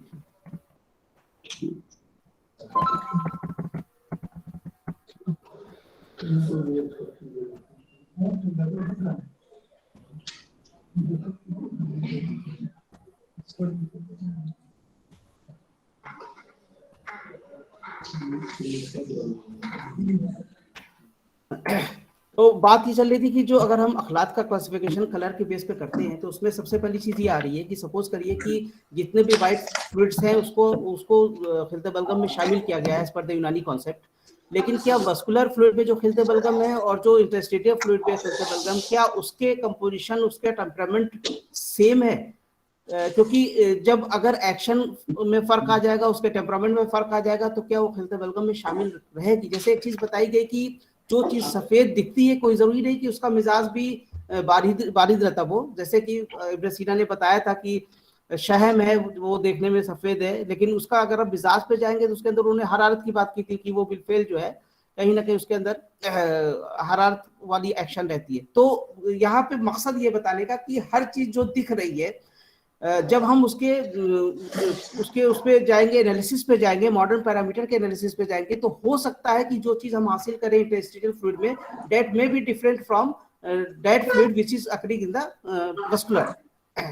हार्मोन्स के बारे में भी है कि जैसे उसको खिलते सफरा और खिलते बलगम में शामिल किया है लेटेस्ट किताबों में, और वो जो है कलर के बेस पे है, जो कि थोड़ा सा कहीं ना कहीं जो है डाउटफुल कंडीशन में है कि कलर की बेस पे अखलाक को शामिल कर लेना क्या जस्टिफाइड है या नहीं है। और हार्मोन्स को खिलते सफरा खिलते बलगम कंसिडर किया जाए, इसके लिए भी एक डिस्कशन की जरूरत है।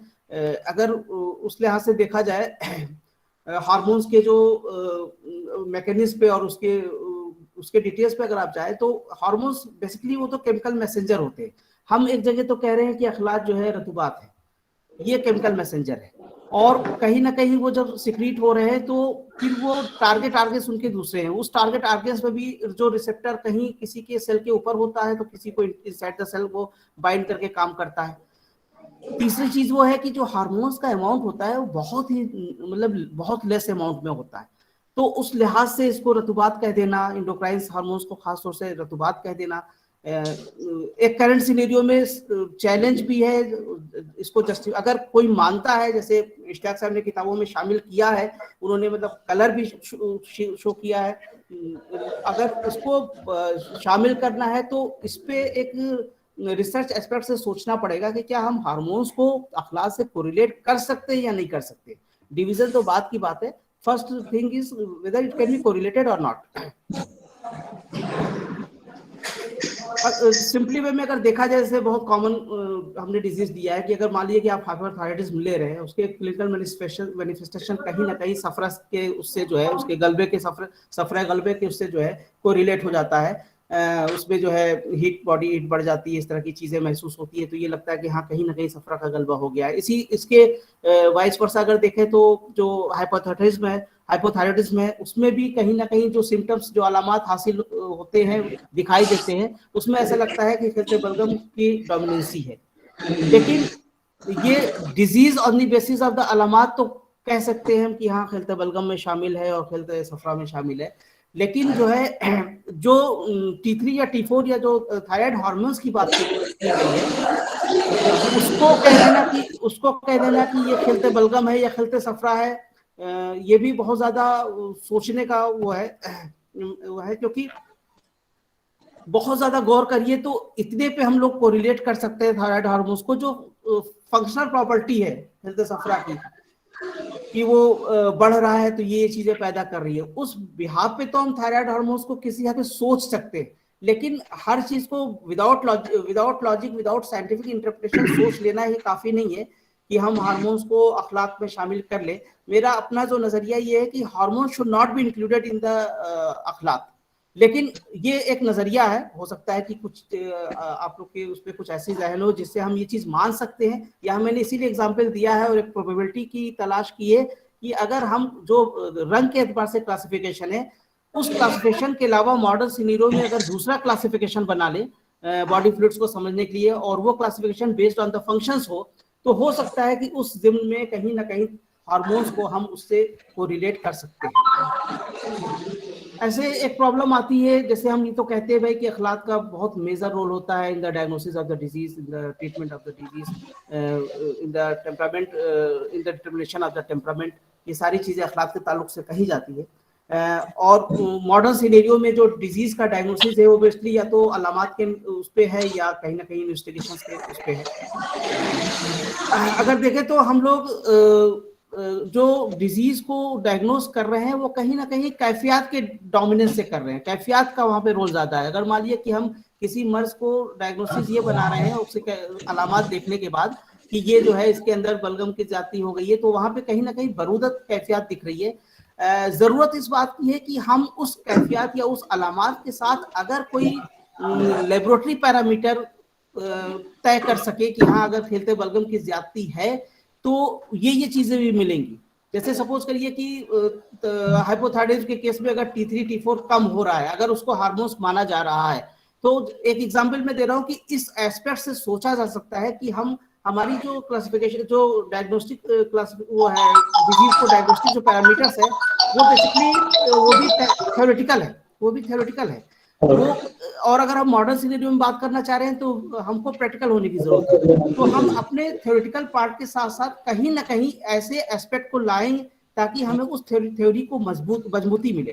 तो अगर देखा जाए कि जो लैकिंग पार्ट है वो हमारा इन्वेस्टिगेशंस का पार्ट है, और किसी भी डिजीज के डायग्नोसिस में अखलाक का रोल हम उस हद तक ज्यादा साबित कर सकते हैं अगर हमें उसके साथ साथ बायोकेमिकल पैरामीटर्स भी तैयार साथ में कर लिए जाए, जो कि बहुत ही चैलेंजिंग वर्क है, क्योंकि इस चीज को समझना कि प्रोटीन्स जो है सीरम प्रोटीन्स या सीरम अल्बुमिन खेलते बलगम है, बाइल जो है अगर एक्सोक्राइन फंक्शन का वो ले रहे हैं तो वो सफरा है, कहीं कहीं कुछ चीजें तो नजर आती हैं, लेकिन हम बॉडी में हर चीज को उसमें अखलाक के उस पर कोरिलेट कर ले, ये बहुत मुश्किल काम है। एक जो मिसकंसेप्शन है कि हम जब खिलते दम की बात करते हैं तो अक्सर हम बात करते हैं कि आरबीसी जो है खिलते दम है, एक जगह तो हम रतुबात की बात कर रहे हैं, एक जगह हम सेल को कह रहे हैं कि वो रतु। हो सकता है कि अगर उसके अंदर की जो फ्लूइडिटी की बात हो उसको तो हो सकता है कोरिलेट किया जाए, लेकिन हम आरबीसी को ही खिलते दम कह दें, हम मेलेनिन को ही जो है खिलते सौदा कह दें, ये एक क्वेश्चन मार्क्स है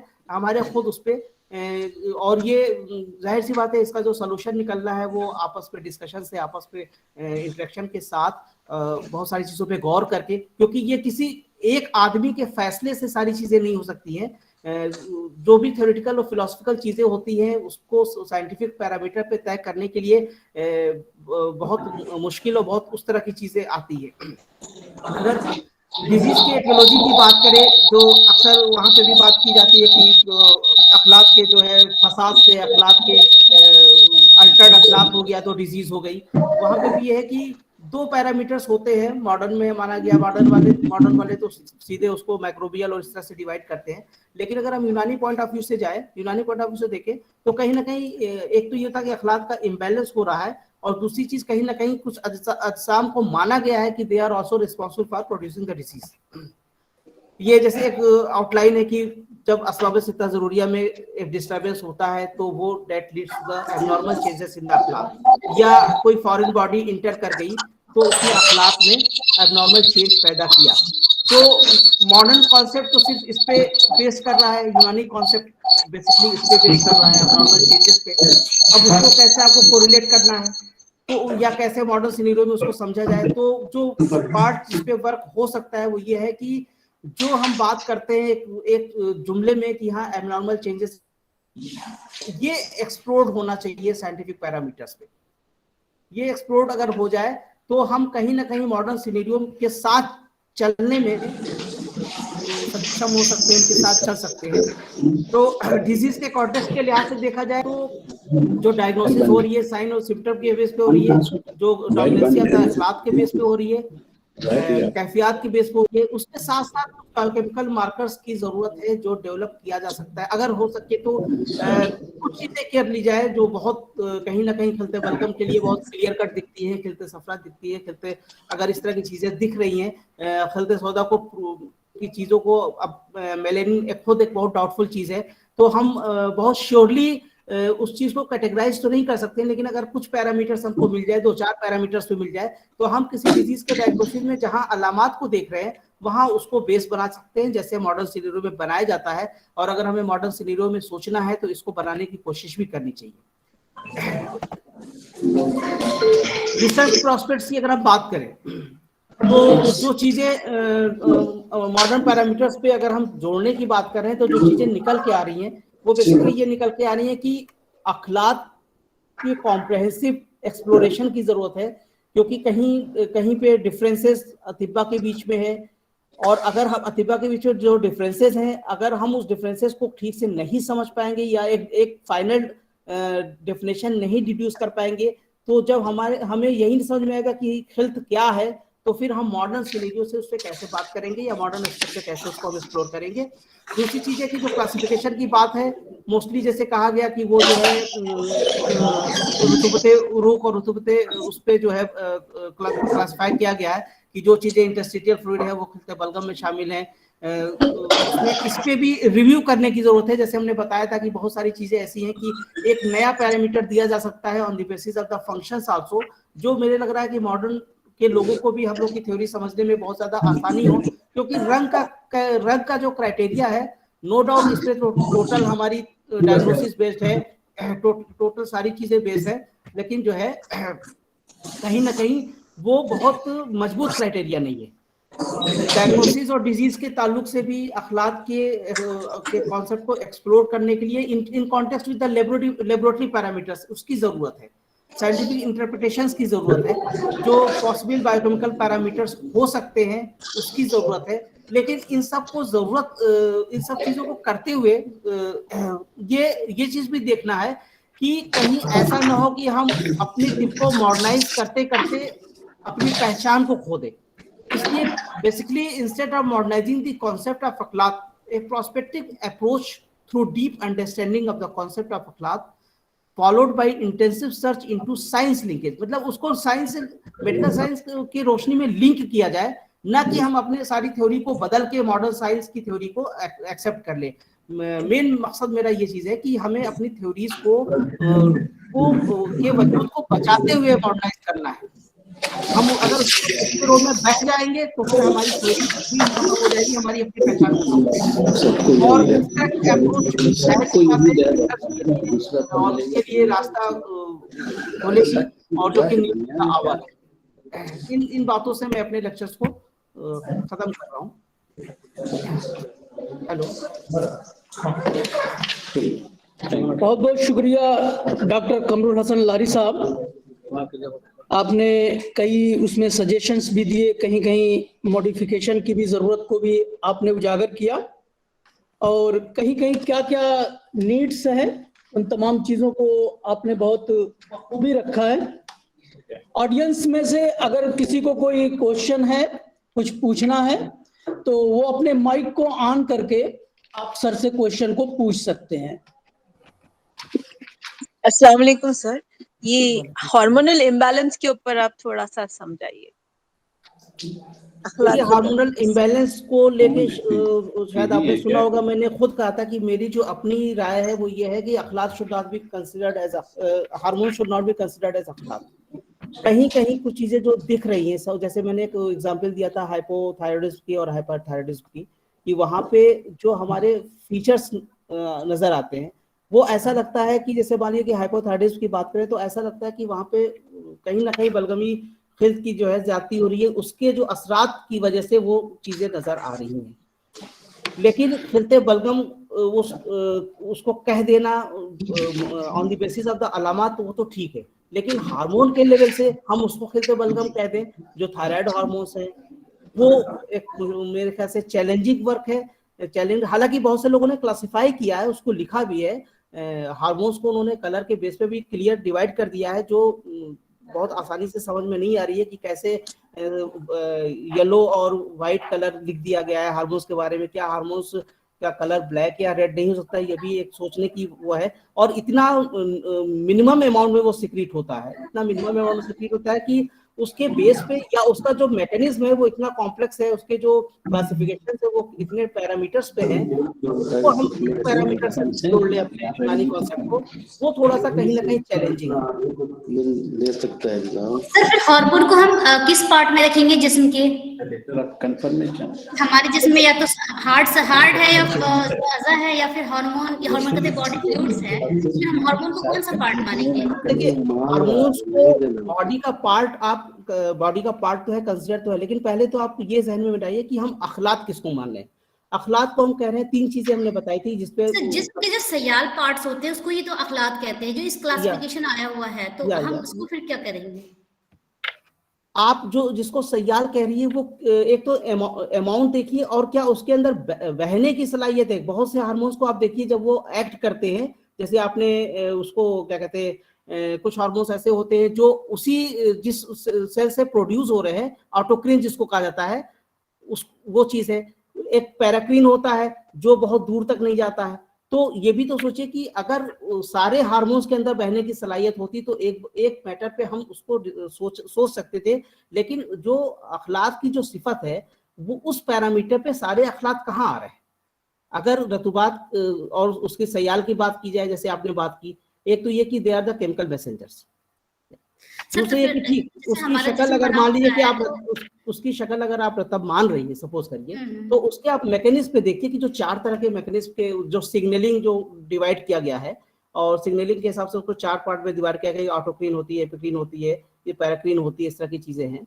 तो पैराक्रिन अगर मान लीजिए कि ऑटोक्रिन को मान लीजिए कि आप उसी सेल से उसने वो सेल से सिक्रीट हुआ, ठीक है, रिसेप्टर से वो बाइंड हो गया, वो तो ब्लड स्ट्रीम में गया ही नहीं, तो उसको आप अखलात में कैसे शामिल करेंगी? मतलब मैं सारे अखलात की नहीं बात कर रहा हूँ, मैं अखलात की जो 3-4 जो सिग्नलिंग मैकेनिज्म है उसमें मैं बात कर रहा हूँ कि कुछ तो ब्लड स्ट्रीम में चले जाते हैं। सब इंडोक्राइनल आप मान लीजिए कि इंडोक्राइन की चीजें ब्लड स्ट्रीम में चली जाती हैं टारगेट ऑर्गन्स पे जाके।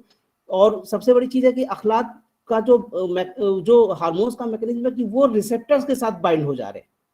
आप अखलात में जैसे मान लीजिए हार्मोन्स में चेंजेस हो रहे हैं, they are that changes are occurring after binding with the receptors, ठीक है, वो इंट्रासेलुलर फ्लूइड में हो सकता है, कर रहा, ठीक है, लेकिन अब इंट्रासेलुलर फ्लूइड भी तो कहीं कहीं हमारे अतिबन ने खारिज कर दिया है। तो ये जितनी आसानी से लोग हार्मोन्स को जितनी आसानी से क्लासिफाई कर देते हैं, अखलाक में उसमें शामिल कर लेते हैं, मेरा जो अपना नजरिया वो ये है कि इस पे बहुत गौर व फिक्र की जरूरत है कि क्या बहुत आसानी से हम उसको शामिल करें। सर तो क्या हम इसको आज़ा में शामिल कर सकते हैं? फिर आजा तो जामिद अज्जा है, वो भी यूनानी कॉन्सेप्ट के जामिद अज्जा है सर। तो फिर जैसे कहते हैं ना कि वो जो सेल के अंदर का फ्लूइड होता है वो हमारा वो अखलाक। देखिए आपने एक जगह फ्लूइड की भी बात की और उसको आजा में शामिल करने की बात की, जो कि दोनों कंट्रोवर्सी है। इंट्रासेलुलर सवाल है मुझसे कि जब मैं उसे आजा नहीं मान सकती, नहीं हम उसको क्या कहते हैं अखलाक मान सकते, फिर मैं उसको मानूंगी क्या? उसको क्या माना जाए? देखिए हमारे मतलब वो क्वेश्चन आपका बहुत अच्छा है, क्योंकि इस पे जो मैंने खुद कहा था वो स्लाइड में कि ये एक चैलेंजिंग टास्क है, हार्मोन्स को माना जाए या ना माना जाए। लेकिन जैसे मान लीजिए कि आप ये सोच रही हैं कि हार्मोन्स को हम किस एस्पेक्ट में लें, कहाँ ले जाए, मतलब वो आज़ा में जाएगा या रतुबात में जाएगा, ठीक है, तो आज़ा में तो वैसे भी वो नहीं जा सकता। जैसे एक जो मिसकंसेप्शन है आप खिलते दम के ताल्लुक से किताबों में भी देखेंगे, या अक्सर लोग जो कहते हैं वो ये कहते हैं कि खिलते दम जब भी बात हो आरबीसी की बात कर देते हैं। आरबीसी तो एक सेल हो गया ना। हो सकता है अगर उसके अंदर जो फ्लूइड की बात है वो अगर हम एक बार सोच सकते हैं कि डेट इज खिलते दम, लेकिन जनरल कंसेप्शन क्या है, जब भी बात होती है खिलते दम की वो कहते हैं कि आरबीसी है। उसी तरीके से यहाँ पे जो इंट्रासेलुलर फ्लूइड कह सकते हैं जी।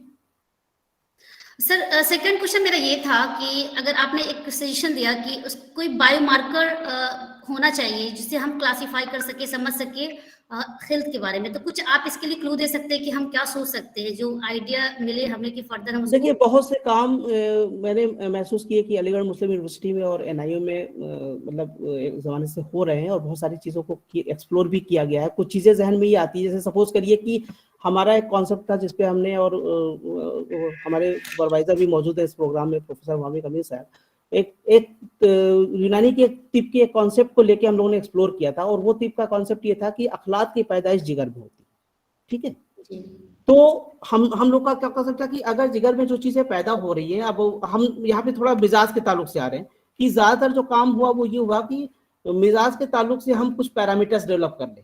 ठीक है, हमारे पास अजनासे अशरा का क्राइटेरिया था, लेकिन अजनासे अशरा के बहुत से क्राइटेरिया जो कि फिर हम ये कहेंगे कि उसमें भी बहुत सारी चीजें ऐसी हैं जो फिजिबल नहीं है सारी चीजों को। अब जैसे ख्वाब का जिक्र है, ठीक है, मुझे नहीं पता कि आज जितने लोग यहाँ बैठे हुए हैं किसको कितना ख्वाब याद है कि आज क्या देखा, आज लाल रंग का देखा, या आज जो है सफेद रंग का देखा, या आज नदी देखा, दरिया देखा। तो यहाँ पे ये कहने का मतलब है कि अजनासे अशरा में भी जैसे बहुत सारे ऐसे पॉइंट्स हैं जो हमें ओमिट करने की जरूरत है।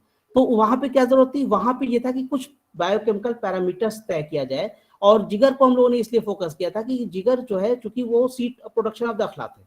ठीक है, उसी तरीके से अगर हम यहाँ अखलाक के ताल्लुक से सोचते हैं तो एक तो आप फोकस कर सकते हैं लीवर पे, क्योंकि सारी चीजें फॉर्मेशन और सारी चीजों का वो है कि कहीं ना कहीं वो जिगर में पैदा हो रहा है। और वो जो इब्न सीना ने भी कहा कि वहां से पैदा होने के बाद उन्होंने रुतूबत उरूक को लिया। तो खास तौर से अगर आप पैरामीटर तय करेंगी तो रुतूबत उरूक जो वस्कुलर फ्लूइड है, वैसे तो इंटरस्टिशियल भी माना गया है सारी चीजें, लेकिन जो वस्कुलर फ्लूइड है उसको लेबोरेटरी पैरामीटर्स पे देखा जाए, एनालिसिस किया। जैसे जो एक्सपेरिमेंट है कि जब ब्लड जो है फर्स्ट के जरिए खारिज की जाती है तो वो सफेद रंग की चीज आ जाती है, उस सफेद रंग की चीज को हम बायोकेमिकल एनालिसिस करें, और जो चीजें उसमें नजर आ रही हैं आप उसको एक हद तक खिलते बलगम कह सकती है। जो चीजें नीचे सेडिमेंट्स के तौर पर बैठ गई वो उसका बायोकेमिकल एनालिसिस करिए, और ये देखिए कि क्या क्या चीजें इसके अंदर है, और डेट में भी काउंटेड है खिलते सौदा। तो यहाँ पे इस तरह की चीजों की जरूरत है, और चूंकि इस पे काम अभी हुआ नहीं है, ये जैसे ये प्रोग्राम जो मतलब मैं खुद कॉन्ग्रेचुलेट करूंगा कि उन्होंने इस प्रोग्राम को जो टॉपिक को रखा है वो एक उन्होंने मतलब एक बहुत गहरी सोच के साथ रखी है, और एक दो लेक्चर में ये हल होने वाला नहीं है। हो सकता है कि मेरे जो भी आइडियाज हों वो खुद डिस्कार्ड हो जाए, हो सकता है कि मैं आज जो सोच रहा हूँ 2 दिन के बाद खुद इस टॉपिक पे पहुंचूं कि हाँ मेरा ये सोचना गलत है, क्योंकि यहाँ पे कुछ कोई उस चीज की बात नहीं है। यहाँ पे तो सबके अपने अपने नजरियात हैं। जब अतीबा में अख्तलाफ एक जमाने से रहा और बहुत सारी चीजों को वो आपस में एक दूसरे से कंट्रेंटेड करते रहे, तो ये तो जदीद दौर का है। यहाँ पे जब आप आपके पास जो मॉडर्न टूल्स हैं उसके नतीजे में जब आप करेंगी तो जाहिर सी बात है कुछ ना कुछ तो हासिल होगी। कुछ चीजें ऐसी भी होगी कि आपकी मानी भी जा सकती है, कुछ चीजें हो सकती है कि वो थ्योरी डिस्कार्ड भी हो जाए। तो नीड तो वो है कि हम इस एस्पेक्ट पे सोचें, ये एक बड़ी बात है। जो ये आज का प्रोग्राम जिस थीम पे रखा गया है वो इसी नौयत से है कि इस पे कुछ किया जाए। मिजाज पे बहुत काम हो चुका है, अखलाक पर क्या चीजें हो सकती हैं, और हमारा भी जो मकसद था ये था कि हम जो भी करें अपने वजूद को बचाते हुए करें। ऐसा ना हो कि हम उसमें बह जाए और सारी चीजें पता कि मॉडर्न में ही बात करने लगे, जो चीजें हमारी है वो हम खोदें। क्योंकि आप किसी भी डिफरेंट सिस्टम ऑफ मेडिसिन को देखिए, चाहे आयुर्वेदा हो, चाहे सिद्धा हो, चाहे सोआरिका हो, वो अपने थ्योरीज और फिलॉसफीज के साथ मॉडर्न चीजों की बात करते हैं। एक छोटा सा एग्जाम्पल है कि कभी ये बात आई थी कि होम्योपैथिक में आईपीडी का कॉन्सेप्ट नहीं है, गवर्नमेंट ने या किसी ने, मुझे बहुत डिटेल नहीं पता, कि ये हुआ कि भाई ये क्या आप शामिल कर लीजिए, ये तो वक्त की जरूरत है। उन्होंने डिनाई कर दिया कि नहीं, हमारे इस तरह का कॉन्सेप्ट है ही नहीं। तो इस तरह के डेयरिंग स्टेप लेने की भी जरूरत है कि अगर आपके जो कॉन्सेप्ट्स हैं उसको आपको साइंटिफिक, तो ऐसा नहीं कि होम्योपैथी साइंटिफिक नहीं है, लेकिन उसको साइंटिफिक बनाने के लिए कुछ चीजें आपको अपनी थ्योरी को मजबूत भी करनी पड़ेगी और कुछ चीजें आपको इनकॉर्पोरेट करनी पड़ेगी। मॉडिफिकेशन की जरूरत है, ना कि उसमें बह जाने की जरूरत है। Thank you sir. Okay, thank you.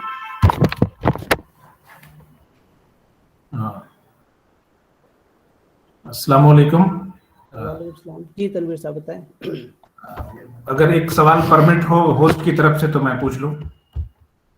जी बताएं सर। जैसा कि कॉन्सेप्ट, ये इसका टाइटल दिया गया कॉन्सेप्ट ऑफ अखलाक as per modern medical parameters, तो मैं ये जानना चाह रहा था कि एक तरफ तो आपने कहा कि अखलाक की जो वो होती है, पैदा होता है अखलाक, वो जिगर में होता है, और फिर हम बात कर रहे हैं मेडिकल पैरामीटर्स का, तो कहाँ तक ये जस्टिफाई है? एक दूसरा सर आपने एक बात कही कि कुछ पैरामीटर्स को तो हम मॉडर्न पे ला सकते हैं, लेकिन पूरे को नहीं ला सकते, जिससे हमारी अपनी बका, अपना वजूद खत्म हो जाएगा। तो मेरा बस एक सिंपल सा सवाल था कि वो कौन से पैरामीटर्स है जिससे अखलाक को, जैसा कि सर ने टॉपिक दिया है, मॉडर्न पैरामीटर्स पर अगर ढाल ले तो यूनानी का वजूद खत्म हो जाएगा। तो ये पहला जो आपने सवाल किया है वो ये किया है कि जो जिगर में पैदा हो रहा है जो अखलाक जो है, पहला का आपने क्या पूछा? फिर से क्वेश्चन पूछिए।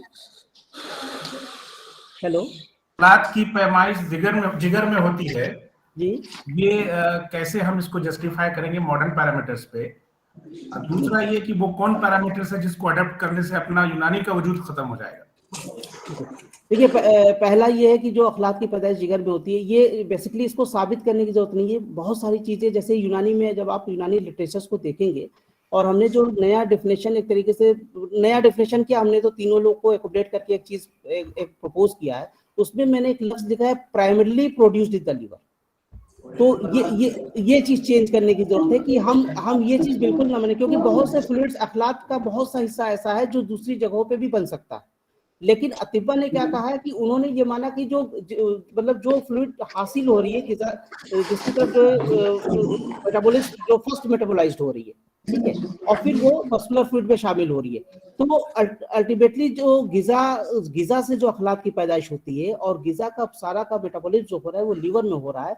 तो इससे आप मॉडर्न सिनेरियो में थोड़ा बहुत जस्टिफाई तो कर सकते हैं कि जो फ्लूइड वहां पैदा हो रही है, क्योंकि अखलाक कहाँ से आ रहा है? अखलाक जो है, जो हम गिजा ले रहे हैं उससे आ रहा है, और गिजा का जो मेन सेंटर है, जो किचन ऑफ द बॉडी है, जो सारी चीजें वो लीवर है। तो लीवर के अंदर मेजर पोर्शन ऑफ द अखलाक जो है बन रहा है। इसीलिए हमने लफ्ज प्राइमरीली इस्तेमाल किया, क्योंकि मेरे भी जहन में था कि कुछ पार्ट ऐसे हो सकते हैं कि कहीं ना कहीं बॉडी के दूसरे पार्ट में भी बनता हो, जो कहीं ना कहीं अखलाक में शामिल हो सकता है। दूसरा सवाल था आपका कि जो है ऐसी क्या चीजें हो जाएंगी जिससे हमारी तिब जो है खत्म हो जाएगी, ठीक है, अगर हम उसको टोटल मॉडर्न पैरामीटर्स में बात किया जाए। खत्म होने की बात, मेरा जो बार बार जोर ये है कि हम खत्म की बात नहीं कर रहे, हम ये कह रहे हैं कि हर सिस्टम ऑफ मेडिसिन की अपने अपने कॉन्सेप्ट्स होते हैं, और जो भी सिस्टम ऑफ मेडिसिन इस वक्त वजूद में है वो अपनी थ्योरीज, अपनी फिलॉसफीज, अपने वे ऑफ ट्रीटमेंट, अपने मोड्स ऑफ ट्रीटमेंट की वजह से ही वो एग्जिस्ट कर रहा है। अगर हम सपोज करिए इलाज की अगर हम बात करें, अगर हम अखलाक के बेस पे इलाज ना करें, छोड़ दें, या कैफियत के लिहाज से हम दवाओं को ना दें, ठीक है, अगर हम सीधे सीधे मॉडर्न पैरामीटर अपना लेते हैं, तो क्या हम अपने सिस्टम को एग्जिस्टेंस होगी हमारे सिस्टम की? नहीं होगी, हम फिर उसमें पूरी तरह से शामिल हो जाएंगे। तो मकसद हमारा ये था कि आप कोरिलेट करिए, लेकिन कोरिलेट में इस चीज का ख्याल रहे कि आप अपनी थ्योरीज को, आप अपने फिलॉसफीज को इस हद तक न चेंज कर दीजिए कि वो फिर वो टोटल का टोटल मॉडर्न हो जाए। जैसे सपोज करिए कि हम जहां जहां मॉडिफिकेशन की गुंजाइश है, जैसे बुखरात का बहुत पुराना कॉन्सेप्ट है और कलर के बेस पे है, और यूनानी में वो ज्यादा एक्सेप्टेबल है, उसी बेस पे हम डिजीज एक तरीके से जो जिस अखलाक को कलर के बेस पे डिवाइड कर रहे हैं वो कहीं ना कहीं वही सेहतमंद सारी चीजों से उसी इंपॉर्टेंस है, ठीक है। लेकिन हमने वहां पे बात की है कि वहां मॉडिफाई किया जा सकता है कि कलर के एतबार के अलावा कुछ और क्लासिफिकेशन अखलाक के चाहिए, जैसे फंक्शन की बात की थी। तो ये चीज है कि मतलब बहुत सारी चीजों को अगर आप सपोज करिए कि बिल्कुल थ्योरी डिस्कार्ड कर देंगे, तो वो और सारी चीजों को मॉडर्न में लेते हैं। जैसे मॉडर्न एस्पेक्ट में देखा जाए कि मॉडर्न एस्पेक्ट में दो ही तो एस्पेक्ट हैं, जैसे डिजीज के डायग्नोसिस के लिए, एक वो भी साइंस सिम्टम पे कर रहे हैं, और वो भी लेबोरेटरी डायग्नोसिस को कर रहे हैं। अब आपको भी लेबोरेटरी पैरामीटर्स पे करना है। अब लेबोरेटरी पैरामीटर्स पे ऐसा नहीं है कि आप सारी चीजों को उनके हिसाब से बांटते हुए चले जाए। जैसे हार्मोन्स का ही मसला आ गया, क्वेश्चंस भी आए, अच्छा भी लगा कि कहीं ना कहीं हार्मोन्स लोगों के जहन में प्लस माइनस चल रहा है। अब ये प्लस माइनस चल रहा है, अगर फिजिबल है, एक्सेप्टेबल है, तो it should be incorporated with the logical reasons, और अगर फिजिबल नहीं है तो उसको ओमिट भी किया जा सकता है, ठीक है। सर जल्दी में बस एक क्वेरी, मैं ये कह रहा था जब भी हम लोग या तो दवा को चूज कर रहे हैं या ओपीडी में हम लोग प्रिस्क्राइब कर रहे हैं, कहीं पे अखलाक का जिक्र एक भी आदमी बैठा हुआ नहीं बताएगा कि 5 प्रिस्क्रिप्शन में 4 में अखलाक का कंसिडरेशन वो कर रहे हैं। ऑलरेडी हम अपने एक्टिविटी में, अपने प्रेक्टिविटी में अखलाक को डिनाई कर रहे हैं। इससे कौन सी खराबी आ गई हमारे यूनानी सिस्टम में? नहीं, हाँ, ये यहाँ मैं आपकी बात से इत्तेफाक नहीं रख रहा हूँ। जो आप ये कह रहे हैं कि जो हमारे फिजिशियंस बैठे हैं वहाँ अखलाक की बात नहीं कर रहे हैं, वहाँ पे बात तो नहीं हो रही है, लेकिन वो जो डायग्नोसिस बना रहे हैं, जो बुनियाद बना रहे हैं, सपोज करिए कि किसी को जो है जॉन्डिस हो गया और वो इस चीज को मान रहा है कि कहीं ना कहीं इसको खिलते सफरा की ज्यादती है, तो वो उस पर बात नहीं कर रहा है, वो तो लिख रहा है ना, वो उसके जहन में जो वो उसने डिजीज जो डायग्नोज किया है वो उसने अपने जहन में on the basis of the dominancy of the खिलते सफरा डायग्नोज किया, तो यहाँ पे वो यहाँ से वो दवा दे रहा है।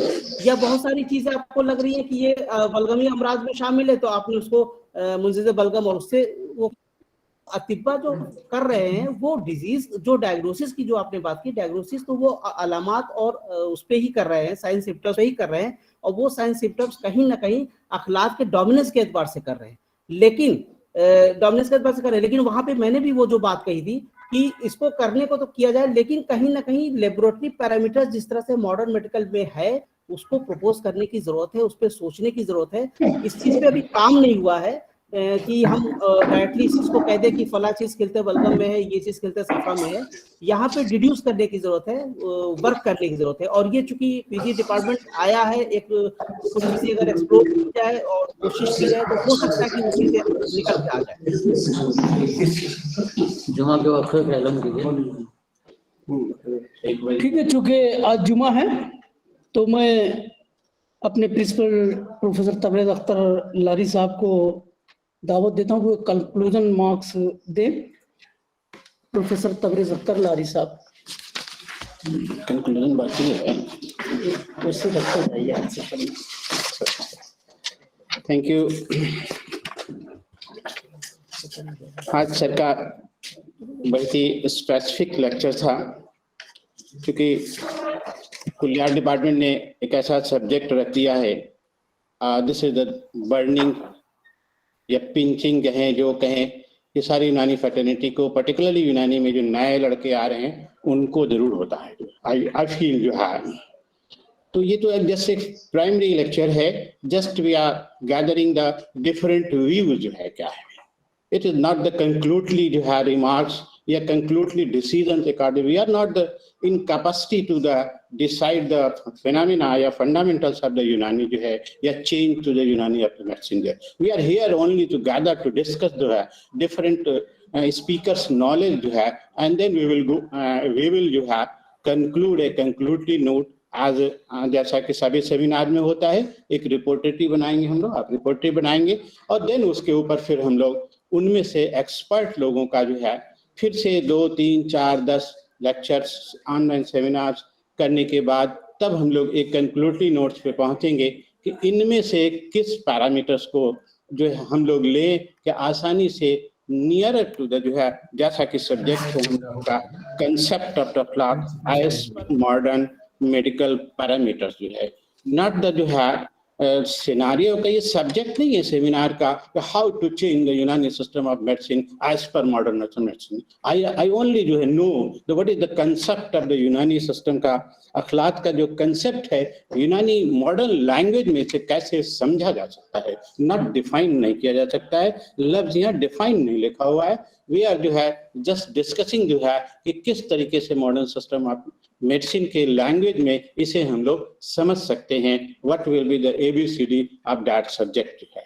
इस पे सर ने बहुत ही क्लेवरली जो है बहुत ही परफेक्टली अपनी बातें को रखी हैं, और इंशाल्लाह हम लोग जो है और लेक्चर्स होने के बाद 8 या 10 लेक्चर्स होने के बाद इस पोजीशन में हम लोग आ जाएंगे कि अब हम लोग कोई ना कोई जो है प्राइमरी जो है इसमें से सब्जेक्ट निकाल करके देन फिर हम लोग जो रिसर्च के जो प्रोसेस होते हैं उस पे हम लोग गुजरेंगे। थैंक यू डॉक्टर साहब जो है, थैंक यू ऑडियंस जो है। और वक्त हम लोगों को परमिट नहीं देता है कि हम लोग आगे 1 मिनट भी और बात कर सके, क्योंकि जुमा का वक्त हो चुका है। जुमा बाद जो है क्या बजे, 2:15 बजे फिर हम लोग इंशाल्लाह गैदर करेंगे और नेक्स्ट लेक्चर का हम लोग उनके आइडिया को सुनने की कोशिश करेंगे। Thank you everybody, thank you. Thanks a lot.